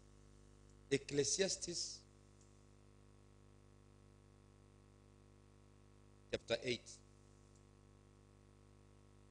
6 inasema hivi: kwa maana kila shauri kuna wakati na hukumu. Kitu chochote unafanya saa hii, kwa shauri lolote unalolifanya, kutumia muda, kuna mambo mawili. Kuna wakati wake wa kuifanya na kuna hukumu. Kwa sababu mashaka ya mwanadamu yaliyo juu yake ni makubwa. So to every purpose there is time and judgment. There is time to pray, there is time to work. Do not misuse time. Badala ya kuomba unafanya kazi kinyume. Badala ya kusoma unafanya kazi kinyume. Badala ya kukaa nyumbani unaenda kuzurura. For every purpose there is time and there is judgment. You will ulitumia wakati wako namna gani? So kama vile ulikuja hapa, kama ulikuja hapa ku waste time, ungoje, you are sorry, there is judgment. Kama ulikuja leo usiku uje kumtukuza Mungu, umshukuru kwa mwaka uliopita na umwambie mipango yako kwa mwaka ujao, that is, you have time and there is judgment. Bwana Yesu asifiwe. Bwana Yesu asifiwe. Wangapi wako pamoja? Yesu asifiwe. Kwa hivyo next year, mwaka ujao, we want redeem time. Redeem. Ukitumia neno deem, D-E-E-M, is to own. To deem is to own. To redeem is to re-own. Which means kuna wakati ulipoteza sasa unataka kukomboa, are redeeming, because when you redeem you already possess, but when you lose so that you repossess again, you redeem. Kwa hivyo in 2023 redeem time. Kama ulikuwa unalima gunia 2, jaribu kulima gunia 10, so that ukomboe. Bwana Yesu asifiwe. Ule muda ulikuwa unatumia, kama ulikuwa unatumia muda mwingi, wengine wanakunywa pombe, so many hours, do something worthwhile so that mwaka urejeshe yale yote ambayo yalikuwa yamepita. Bwana Yesu asifiwe. Kama ni kwenda shuleni, ulisoma ukapata degree ya kwanza, ukapata diploma, next year ingia mahali, you redeem time, you come to the position wanted you to be. Kama last year huko unakuja kanisani kila siku, sasa this coming year come to church, you redeem ile ambayo ungepata kwa mwaka uliopita, and God will shine you. Bwana Yesu asifiwe. Hallelujah. So 2023, kwa sababu nataka kukomboa wakati, kuna marafiki ungetakiwa kuachana nao. Sio marafiki wote ambao watakusaidia. Make a point, angalia rafiki gani ambaye angependa kukaa na wewe. Kuna marafiki wanakuja kukaa kwako, wanakupotezea muda. Kuna marafiki wengine walikuchukua wakakuingiza kwa pombe. Kuna marafiki wengine wakati ulikuwa hakuna kitu uliweza kupokea kutoka kwao. There is nothing worthwhile. You have to leave some friends. You have to acquire other friends ambao ni wa maana. Hallelujah. Ukitembea na watu wanaojililia, wewe utakuwa unajililia. So work with some people who gives you hope. Tara na abantu naye bako semeria. Tara na omasi bari. Tago tara na abantu mugwe kaine mukoreramo. Work with people who can also help you redeem your time. Bwana Yesu asifiwe. There are some habits, kuna tabia unatakiwa kuziacha. Uache siende na 2023. Uweze kuanza 2022. Uweze kuanza na tabia nzuri 2023 ili ukomboe wakati. Bwana Yesu asifiwe. Kama unaona pombe haikukusaidia, kama uliona kuhanya-hanya na kuzurura, unawacha uanze ukurasa mpya. Yesu anasema kujeni kwangu nyote mliolemewa na mizigo, nami nitawapumzisha. Wacha maneno yangu yakae ndani yenu na ninyi mkae ndani yangu. Haleluya. Naombeni lolote nanyi mtafanya nini? Mtatendewa. Bwana Yesu asifiwe. Kwa sababu mimi naenda kwa Baba, naenda kuwatengenezea mahali. Haleluya. Na amesema atatutumia msaidizi, atatembea pamoja nasi. Tukifika mahali changamoto, atatuambia ni kitu gani tutasema. Na yeye mwenyewe yuko katika mkono wa kulia kwa Baba, anaendelea kutuombea kila wakati, anatuombea. He intercedes for us. Bwana Yesu asifiwe. Kwa hivyo hatujapotea. That is why we are here. We want to welcome God and Jesus in 2023. Tutembee naye. Bwana Yesu asifiwe. Hallelujah. So that we can walk with Jesus. We want to repossess time. Ephesians. Want to look there. We are remaining with around 12 minutes. Tumshukuru Mungu kwa sababu ametufikisha mbali huu. Waefeso 5:14 inasema hivi. 5:14 inasema, hivyo usema, amka wewe usinziaye, ufufuke katika wafu, na Kristo atakuangazia. Bwana Yesu asifiwe. Ase igoboka bono ayoraire ase bantu ki oraire ase bara asaba akure. Wacha tena nisome ebintu ebya gukora. Hivyo vitu unavifanya kwa wale ambao wamekufa. Unatembea katika ulevi, mwaka huu ulitembea ukiwa umekufa. Saa hii amka, wacha kusinzia. Wewe amka, na wengine wanaomba kanisani, wanamtafuta Mungu. Wacha kusinzia katika wafu. Ora sawa kule. Utaki kumtendea Mungu, ujitambulishe kwa Mungu, msifu Mungu. Amka wewe usinziae. Woka yosondogete kurua sawa kule. Na wewe una mikono, enda fanya kazi. Kristo atakuwa kazi. Bwana Yesu asifiwe. Wewe una enda tafuta, muulize Mungu nitafanya nini? Kabiashara gani? Nitafanya nini? Nitafuga nini nyumbani? Amuka kutoka usingizi. Kuna wengine wanasema eti nje naona kibesi kiombe tingo saba. Chevesa tingo saba women finance. Je yachi gonsakera. Amuka usinziae. Wengine wameomba, wanatafuta, wanaendelea kufaulu. Ayao konya kolera. Ulikuwa unalia mwaka uliopita, una pesa, na sasa hivi unataka kuingia 2003 kuanza kulilia watu. Wacha kuzunguka kuombaomba wakati una mikono. Amuka usinziae. Na Kristo atakuangazia. Bwana Yesu asifiwe. Haleluya. 15 nasema, basi angalieni sana jinsi mnavyoenenda. 2023, tazama vizuri jinsi unavyoenenda. Tabia zako, mahusiano yako. Bwana Yesu asifiwe. Si kama watu wasio na hekima, bali kama watu wenye hekima. 16, mkiukomboa wakati, kwa maana zamani hizi ni za uovu. Bwana Yesu asifiwe. Vijana, ukiukomboa wakati, kwa sababu zamani hizi za vijana zinafanya nini? Ni mbaya. Kizazi kimeharibika. Paswale hiyo wao utakuhisi na hivi. Watu wameharibika. Wazee wameanza kurudishwa kazi na kupewa contracts kwa sababu hakuna vijana. Kwa hivyo inasema 17, kwa sababu hiyo msiwe wajinga, bali mfahamu ni nini yaliyo mapenzi ya Bwana. Haleluya. Bwana Yesu asifiwe. Nimalizie 18 nasema, tena kusilewe kwa mvinyo ambapo kuna ufisadi, bali mjazwe Roho. Mjazwe kitu gani? Roho. Asifiwe. Mjue yaliyo mapenzi ya Mungu, na mwamuke kutoka kusinzia, na Kristo akawaangazia. Bwana Yesu asifiwe. So redeem time. Redeem time. I want to tell you the 10 keys of redeeming time. Funguo 10 za kukomboa wakati. Number 1, quickly now, document a planning.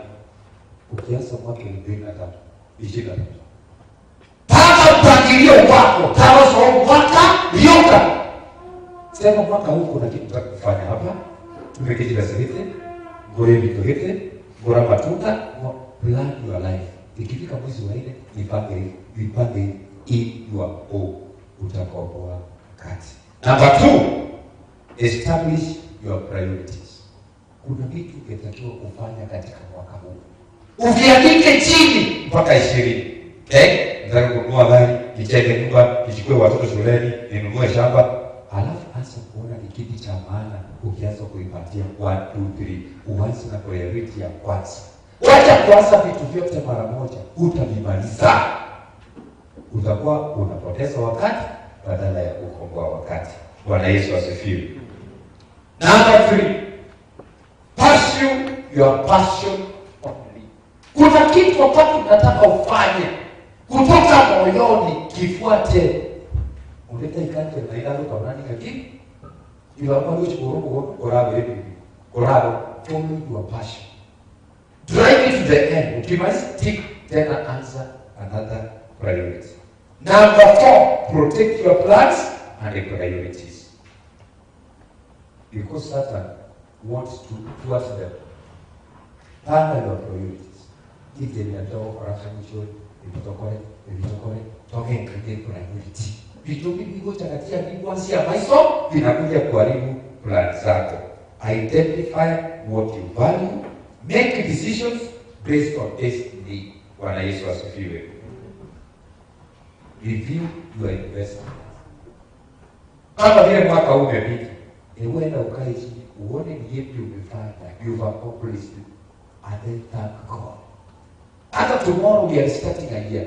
umshukuru Mungu na kwa ile maneno kipawa umenisaidia, nimefanya 1, 2, 3. Uanze kukaa saa hii uone mwaka 2022 ni yepi uliweza kuyafanya. You thank God. Ni yepi unataka kufanya 2023. You call God na umjulishe njia zako. Bwana Yesu asifiwe. Do not try to please everyone. Usipende kufurahisha kila mtu. You cannot please all. Makofi mazuri, makofi mazuri. Hallelujah, Tunaingia hallelujah. mwaka mpya. Hallelujah, Bwana Yesu hallelujah. nataka atutendee. Hallelujah, hallelujah. Unaweza kupiga makofi mazuri. Hallelujah, zaidi hapo. hallelujah. Thank you, Shukuru Lord. Mungu. Thank you, Hizo Lord. shukrani hazijatosha kwa Mwenyezi Unaweza Mungu. kupiga makofi mazuri. Hizo shukrani hazijatosha kwa Mwenyezi Bwana Mungu. Yesu asifiwe. Kwa Mungu sadaka ya shukrani katika siku ya yes. leo. Katika mwaka huu mwambie Bwana pokea sifa. Katika mwaka huu Bwana pokea sifa. Asante ni kwa ajili ya umbali huu mfalme. Yes. Asante ni kwa ajili ya umbali huu Bwana. Yes, Lord. Wewe umetupa sababu ya kukusifu tena. Hallelujah. Piga vigeregere na shangwe kwa Bwana. Cheza shukuru Bwana.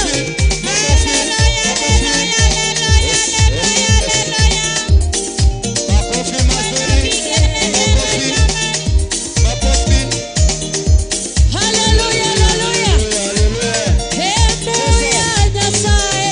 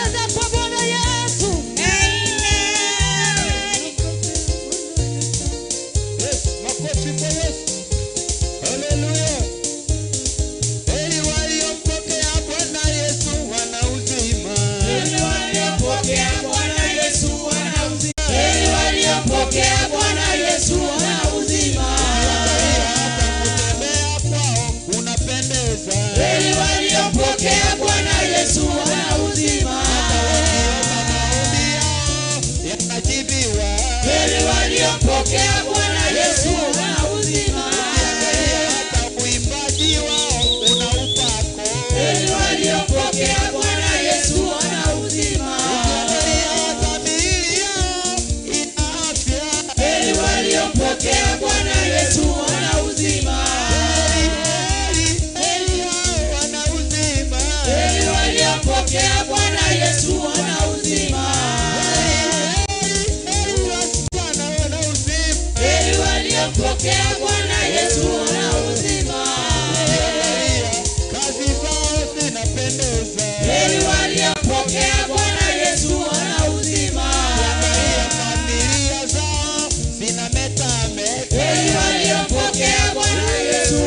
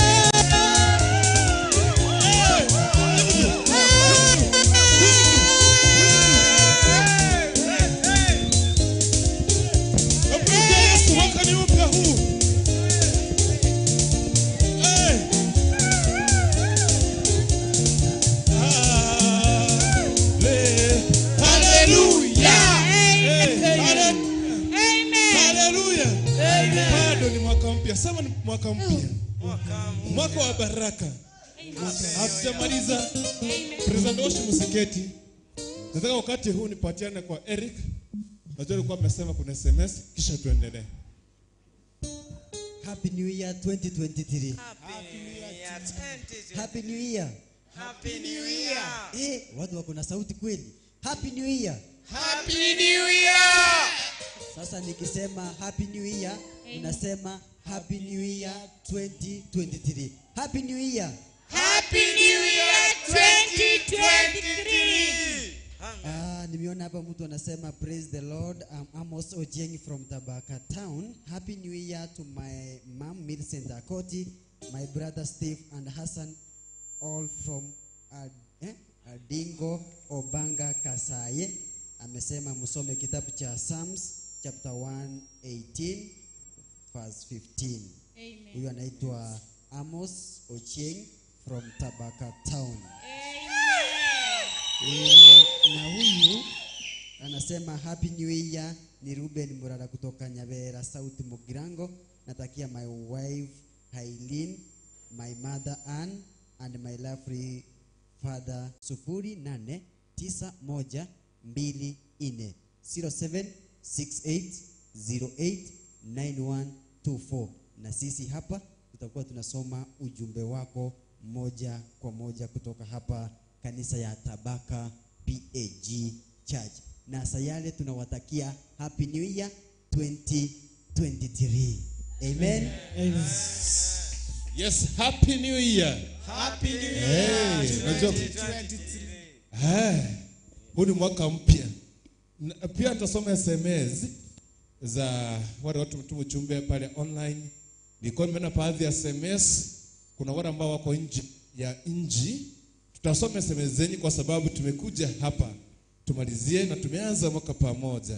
Iwana mwancho mutegereriwe redia sayare SMS yago etali bwango asichinga keche chinke gotosebere pastor chinga kecha 10 minutes. Otabya abantu Happy New Year, otakira abantu mwaka muya, obaganiria abantu mwaka muya sengencho, ono mwaka muitwa chakirerero. Osebona gaki. Wana kwa kubwate bitina, kara ibeka kando. Kani konyoro muntu kabwate deni yago, wana kara nyeba, mwaka ono maganye. Turi kogana na uchukuboni ga deni, yabona nyeba aye. Mwaka wa 2022 twabitigire tuko 2023. So asing sema mune yigo nimwetenga ochichi no tebwe kure ready saba chitekange emeronge tato yoka kire tokotambakire gocha se ready ochichi no kendere kurorora igo moncha amatigere we ready asare to SMS yago asina mekwewa tekera bantu makomuya konyara kogache tabantu tutageti bakwanira wana batebi ya mwakolia nari kuokwani neroti yangokwani motebi Happy New Year. Motebi Happy New Year. No nero moteka rasmi ino mwakoyo oyo tabauti. Gosemo no? Yes. Na kararigire jirani yako morene ga wensemo. Yes. Kara morigire yango. Morene no tumne yasa moto ngetebuya. Ene ga siya nyasa umaite. Yes. Ga simna go sekabe ibunari go. Ene ga sinyasa ya nyasa. No nayo ryo totegerete ku nyumba rigere abana bago. Digere no mamo mino, dige no tato mino nyumba gabo. Udigiro ndipo sure nere nyumba. That's the work of God. And that's what today 2023. Igobone mutabyonsi pi birito abate kurumagika kwari kogachibwa no muntu kwari gotware bitina one more time. This is 2023, a new year. Nebi ntebi keni, nebi ntebi ya, tuebire bya magega. Gosebano? Yes. Bwana bali muri kwa gasi to muntu one more time no na kwabire. No na SMS na megote utume SMS, tume SMS gote ngabono konyara ningeche to muntu lakini rero na gakinya rero ngabere umwako to nchakire very fresh. Gosebano? Tinse tigabonde kwa president worship na turagendera keigo. Twende SMS chiche kwa utene na pastor. Alete viongozi vya kanisa tisa chiachire. Let me give you 5 minutes tukanete SMS lakini mambo se wakasi. SMS asebona iga tutrera neke edio geriga kochi ase ochichi. Bwana Yesu asifiwe. Amen. Happy New Year. Happy New Year. Come kama unaufurahia huu mwaka, tafadhali simama kwa miguu yako. Haleluya. Amen. Simama kwa miguu yako ikiwa na uwezo. Haleluya. Tukaweza kumpa Mungu makofi mazuri. Tukaweza kumpa Mungu shukrani. Tukaweza kushangilia Bwana Yesu. Yes. Haleluya. Amen. Vigelegele na nderemo mara tena kwa Bwana Yesu.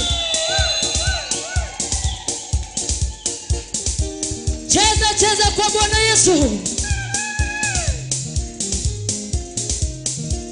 Haleluya. Makofi mazuri kwa Bwana Yesu. Haleluya. Unaweza kupiga makofi mazuri zaidi Pokea hapo. sifa Bwana. Pokea sifa Bwana. Pokea sifa Mwokozi. Pokea sifa Bwana. Pokea sifa Bwana. Pokea sifa Bwana. Haleluya. Haleluya. Pokea sifa Bwana. Pokea sifa Bwana. Pokea sifa Bwana. Pokea Mungu wetu. Pokea sifa Adonai. Pokea sifa Jehova Jireh. Pokea sifa Elohim. Oh, haleluya. Haleluya. Haleluya. Haleluya. Haleluya. Haleluya. Haleluya. Haleluya.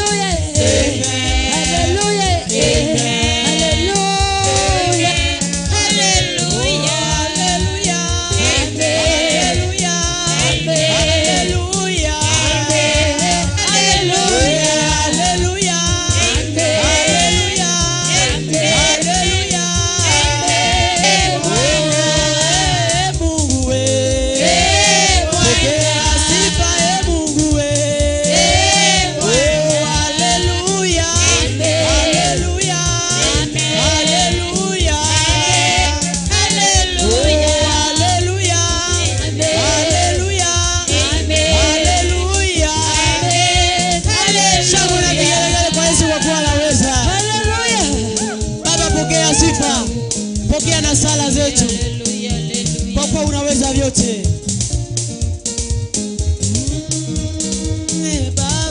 Baba pokea sifa, Baba, Baba. Baba pokea sifa. Baba pokea sifa, Baba pokea sifa. Baba pokea sifa. Baba pokea sifa. Oh, Masia tunakupa sifa zetu, Baba pokea sifa. Baba pokea sifa. Oh, tunakupa ibada na sala zetu, Baba pokea sifa. Baba pokea sifa. Oh, umetuwezesha kuona mwaka huu, Baba pokea sifa. Baba pokea sifa. Oh, kufika siku ya leo ni kwa neema, Baba pokea sifa. Baba pokea sifa. Oh, Baba pokea sifa. Baba pokea sifa.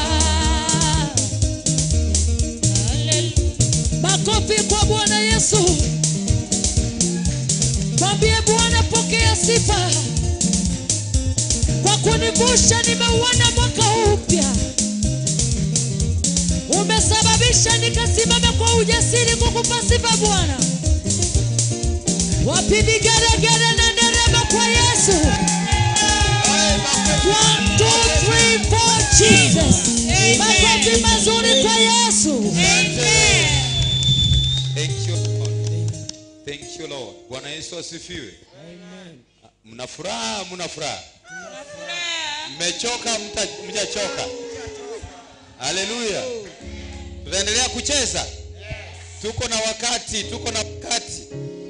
Hebu weka beat, tutaendelea, tutaingia na wakati.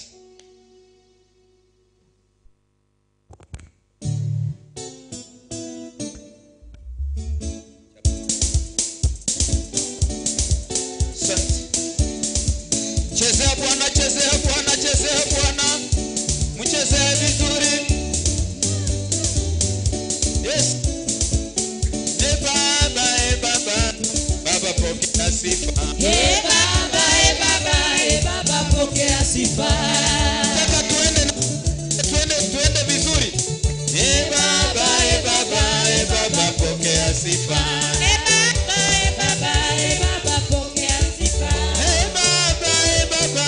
Baba pokea sifa.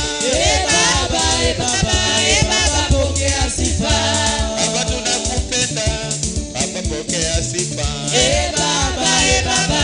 Baba pokea sifa. Baba unatupenda. Baba pokea sifa. Baba pokea sifa. Tufikisha umbali huu. Baba pokea sifa. Baba pokea sifa. Kwa mwaka ujao. Baba pokea sifa. Baba pokea sifa. Baba pokea sifa. Baba pokea sifa. Baba pokea sifa.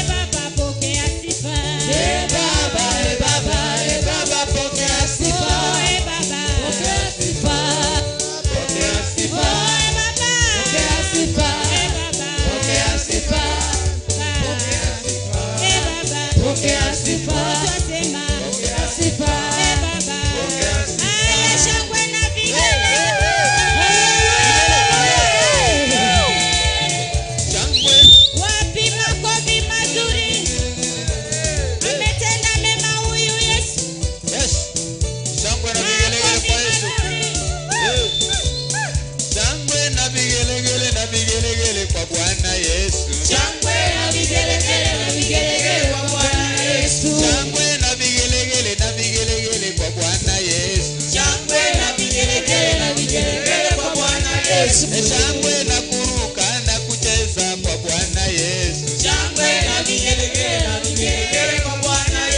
Shangwe tumefika mwaka mpya kwa Bwana Yesu. Shangwe na tufurahi na tusifu kwa Bwana Yesu. Shangwe na turuke na tucheze kwa Bwana Yesu. Mimi na Yesu tunapendana. Mimi na Yesu ni marafiki. Shangwe na vigelegele kwa Bwana Yesu.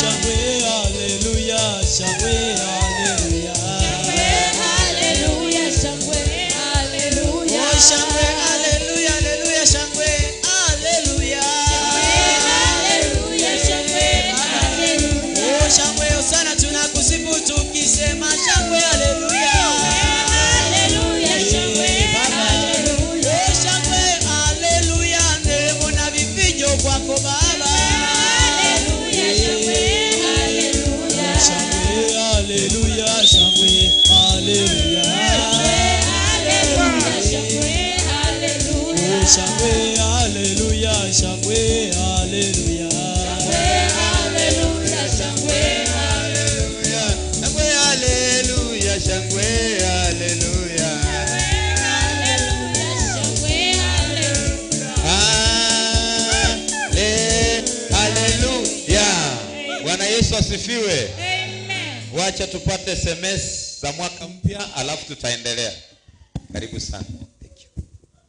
Bwana Yesu asifiwe. Amen. Watu wanaendelea kutuma SMS hapa.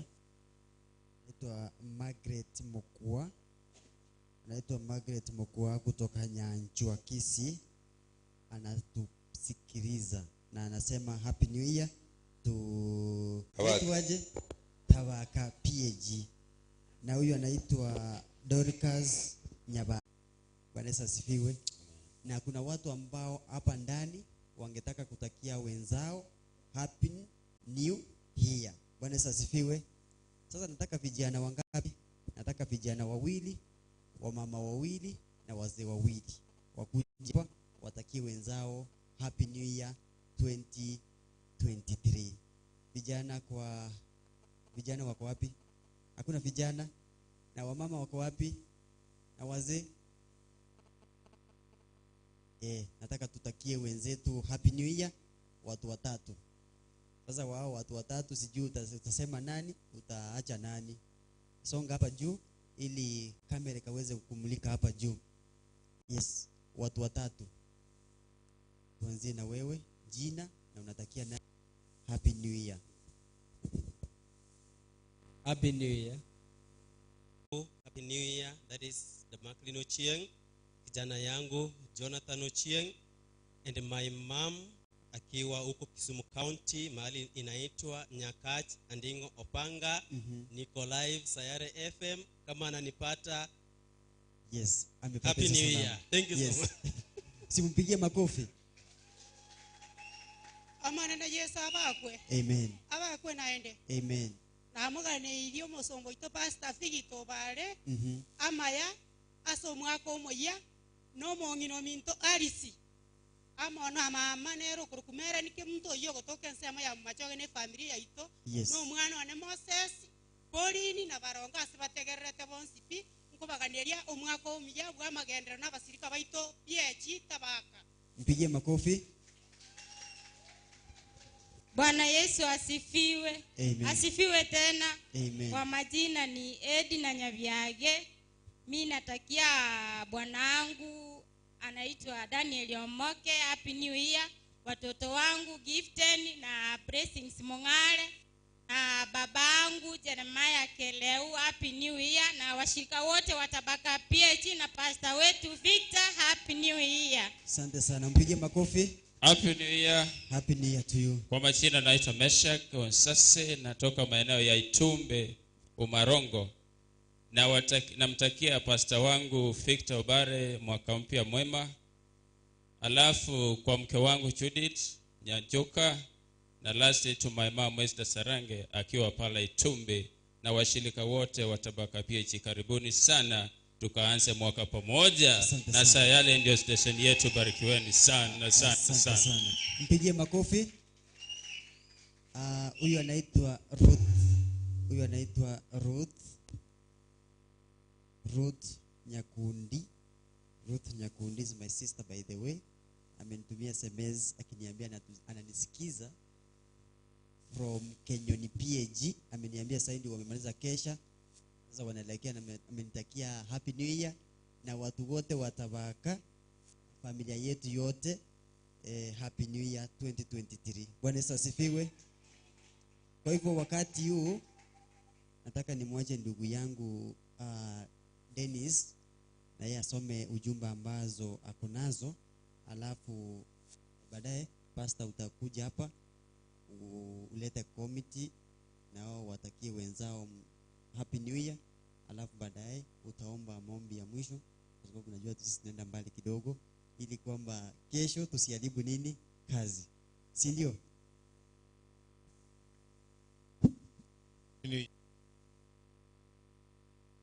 Kalinga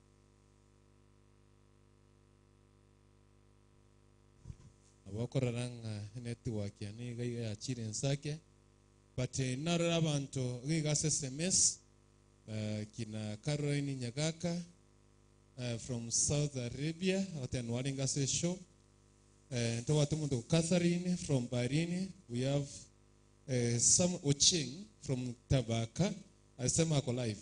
Majina network ni vile yangu imeenda chini kidogo ya kusoma SMS. The person Acheng from Tabaka nilikuwa nimemwona kwenye SMS. Ngonja kwenye rabali naro SMS anara muntu kurukuna nengorie kurudira chambiri tote bana kwebire dira mbili Duncan. Asante sana. Nimeona SMS yako. Basi mianele network yangira keigo kuna SMS zilikuwa hapa. Pastor sengencho tote kwa na time na ndi no mwako moya tote ne chinsa na twatebigwa teto chegocha orete committee ekwana mangana bere kura gutokore mbate biri ngana lyo mwerio keto chigokora. Pastor karibu. Thank you. Barikiwa sana. Bwana Yesu asifiwe. Bwana Yesu asifiwe. Yesu, watangazaji wetu kutoka Radio Sayari pamoja na Hot TV tunakaribishwa sana. Tunawashukuru kwa kuja na kuvuka nasi mwaka huu tukaingia mwaka 2023 tukianza na Mungu tukimaliza leo na Mungu. Hasa imefika ni wakati wa kuleta ile kamati ya kanisa ambayo inanisaidia katika kuendesha kanisa hili nikiwa mchungaji wao. Kwa hivyo karibu jongea hapa na deacon wangu, kuna Liwaka, kuna mama assembly alikuwa hapa ili muweze kunena neno moja, muweze kusalimu jamaa na marafiki, halafu ndio msikike kwamba ninyi ni wa kanisa hili na Mungu atusaidie. Niliona mama Esther mahali. Mama Esther yuko kweli? Nani yule? Amos aliongea hapa. Kwa hivyo karibu sana. Thank you, welcome. Hawa ni wale viongozi wa kanisa hili ambao wananisaidia. Baadhi yao, kuna wengine wako kule Nyamira, kama kuna sekretari wetu Naomi yuko pale akiwa na familia yake kule Nyamira. Madam Frida Gori kutoka Nyabigena naye pia alienda kwao Nyamira, na kuna wengine ambao wako hapa pamoja nasi, na namkumbuka Madam Dorika ambaye yeye alituma familia yake hapa lakini yuko nyumbani, tuko pamoja akitusikia mahali popote alipo. Wacha Mungu ambariki. Kwa hivyo tusalimie kama Esther ambaye yeye anasaidiana na mama assembly kwa kanisa hili. Happy New Year. Happy New Year. Happy New Year 2023. Happy New Year to you. Mko na furaha kanisa? Yes. Namshukuru Mungu kwa kunifikisha siku ya leo na mwaka mpya, nikikumbuka mzee wangu mzee Ole Samuel na watoto wangu ambao hawako na sisi, Faith, Davis na Emma. Wote ninawatakia kila laheri kwa mwaka mpya, nikisema asanti, nikiendelea kumtakia mtumishi wetu na nyumba na bibi yake kila laheri kwa Mungu kuwaonekania kwa huu mwaka mpya. Asante kwa yote. Amen. Bwana Yesu asifiwe. Amen. Kwa majina naitwa Alsi Victor. Nami pia na washukuru wote watu wa Radio Sayari. Pia nawatakia mwaka mpya mzuri. Pia namtakia mume wangu ambaye ni mtumishi wa kanisa hili ambaye ni Pastor Victor Obare, Happy New Year. Watoto wangu wakiwa nyumbani, Bruce Obare na Chobu, and na wote wa familia wetu, Erikana Obare, Elizabeth Obare na Mary Choi, pia sistangu mkubwa anaposikiza. Pia namtakia mwaka mpya mzuri na familia yake yote. Pia nawatakia washirika wote wa kanisa la Thabaka BHC Church Happy New Year. Mungu awabariki. Amen. Kiwa sana. Praise the Lord. Amen. Wow, this is a very wonderful moment. And first of all, let me take this opportunity to appreciate our pastor, that is Reverend Victor, for making this happen. Actually, it is just wonderful. Thank you so much, Pastor, and may God bless you. Thank you so much. Secondly, to the team of the radio, Sayare, thank you so much for considering our pastor's request so that you be with us here today.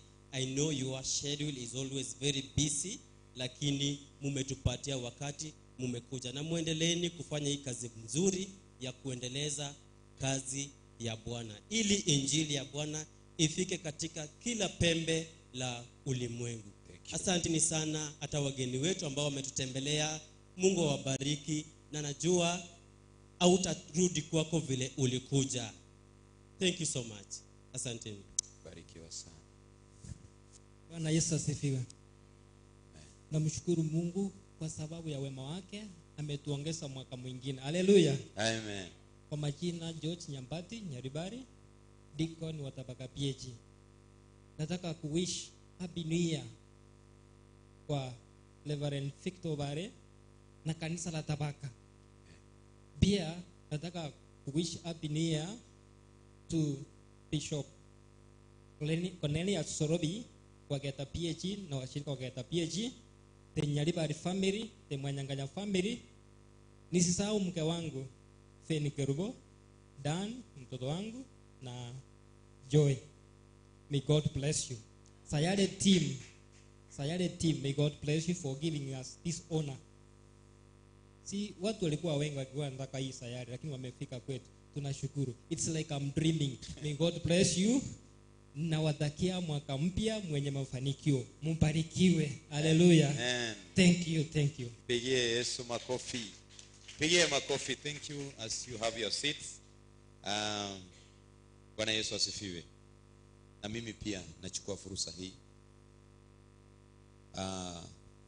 kumtakia mke wangu mpendwa mwaka mpya wenye mafanikio, na Mungu ambariki, pamoja na watoto wetu wawili Bruce na Job wakiwa nyumbani. Kamati ya kanisa la Thabaka PAG, Mungu aendelee kuwainua na kazi zenu Mungu hatazisahau. Vile vile washirika wote wa kanisa hili, asante hata na kuleta wageni. Mungu ataendelea kuwaongeza na kuwabariki, na maombi yangu najua nawaombea kila siku na Mungu hata waacha. Kwa hivyo pia nakumbuka Nduru PAG District, overseer wetu na treasurer, pamoja na wachungaji wote wanaopatikana katika wilaya ya Nduru, ambapo mimi ni katibu the secretary Nduru PAG. Na watakia mwaka mpya wenye mafanikio na baraka za Mungu. Ndugu zangu Bilia, Elikana, Agnes na Rispa ambaye ni sister hapa Thabaka Mission, barikiwe sana, pamoja na wote jamaa zangu kutoka nyumbani Kabonyo na mahali ambapo naishi Nyamarambe. Mungu akawabariki na neema zake. Bwana Yesu asifiwe. Kikundi cha Sayari TV ni mara ya pili, nasema mbarikiwe sana. Na mara ya kwanza tulikuwa live kwa Hot TV. Sayari ni radio sasa hivi tunamaliza, na washukuru wakurugenzi, meneja wa radio hii ya Sayari. Hii ni kuja hapa kwa Sayari. Mara ya kwanza nilikuwa na kipindi cha watoto, yani kuhubiri kuhusu watoto katika familia, katika karibu mwaka 2016 hivi. alafu miaka imepita na leo Sayari imekuja kututembelea. Mungu awabariki, tutaendelea kukutana studio. Mnawaambiaje Sayari waje tena?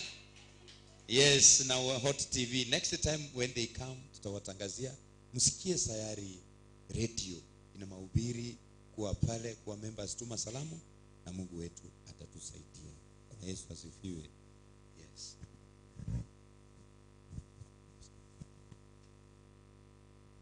Tarako kuna anaitwa anasema happy new year kwa my husband Daniel Omoke, my children Gifton na Blessings, na babangu mpendwa Jeremia Kereu na ndugu na dadangu wote.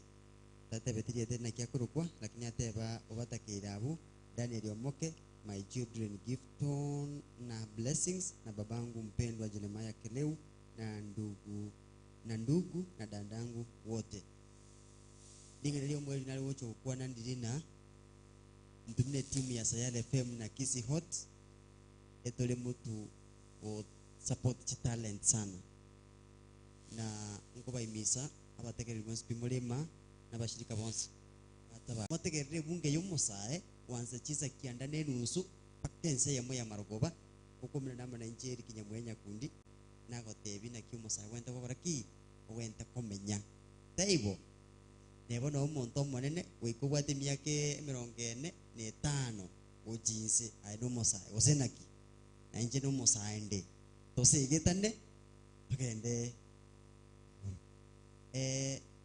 omo Kenya oyule Sadok na uchichi mbia muna singe nchumwa bere mu kubwata namwe na intu wenekina ama tangasaya ama ne service yitu kulia lero ngwikirero motegereri munebwenete tuyine ndimbia mono na ende Dennis yango tigiri bageriga okole oe pastor sabe tokole rabu asinge nchu yoko igoro mwaka na gusiko mwaka.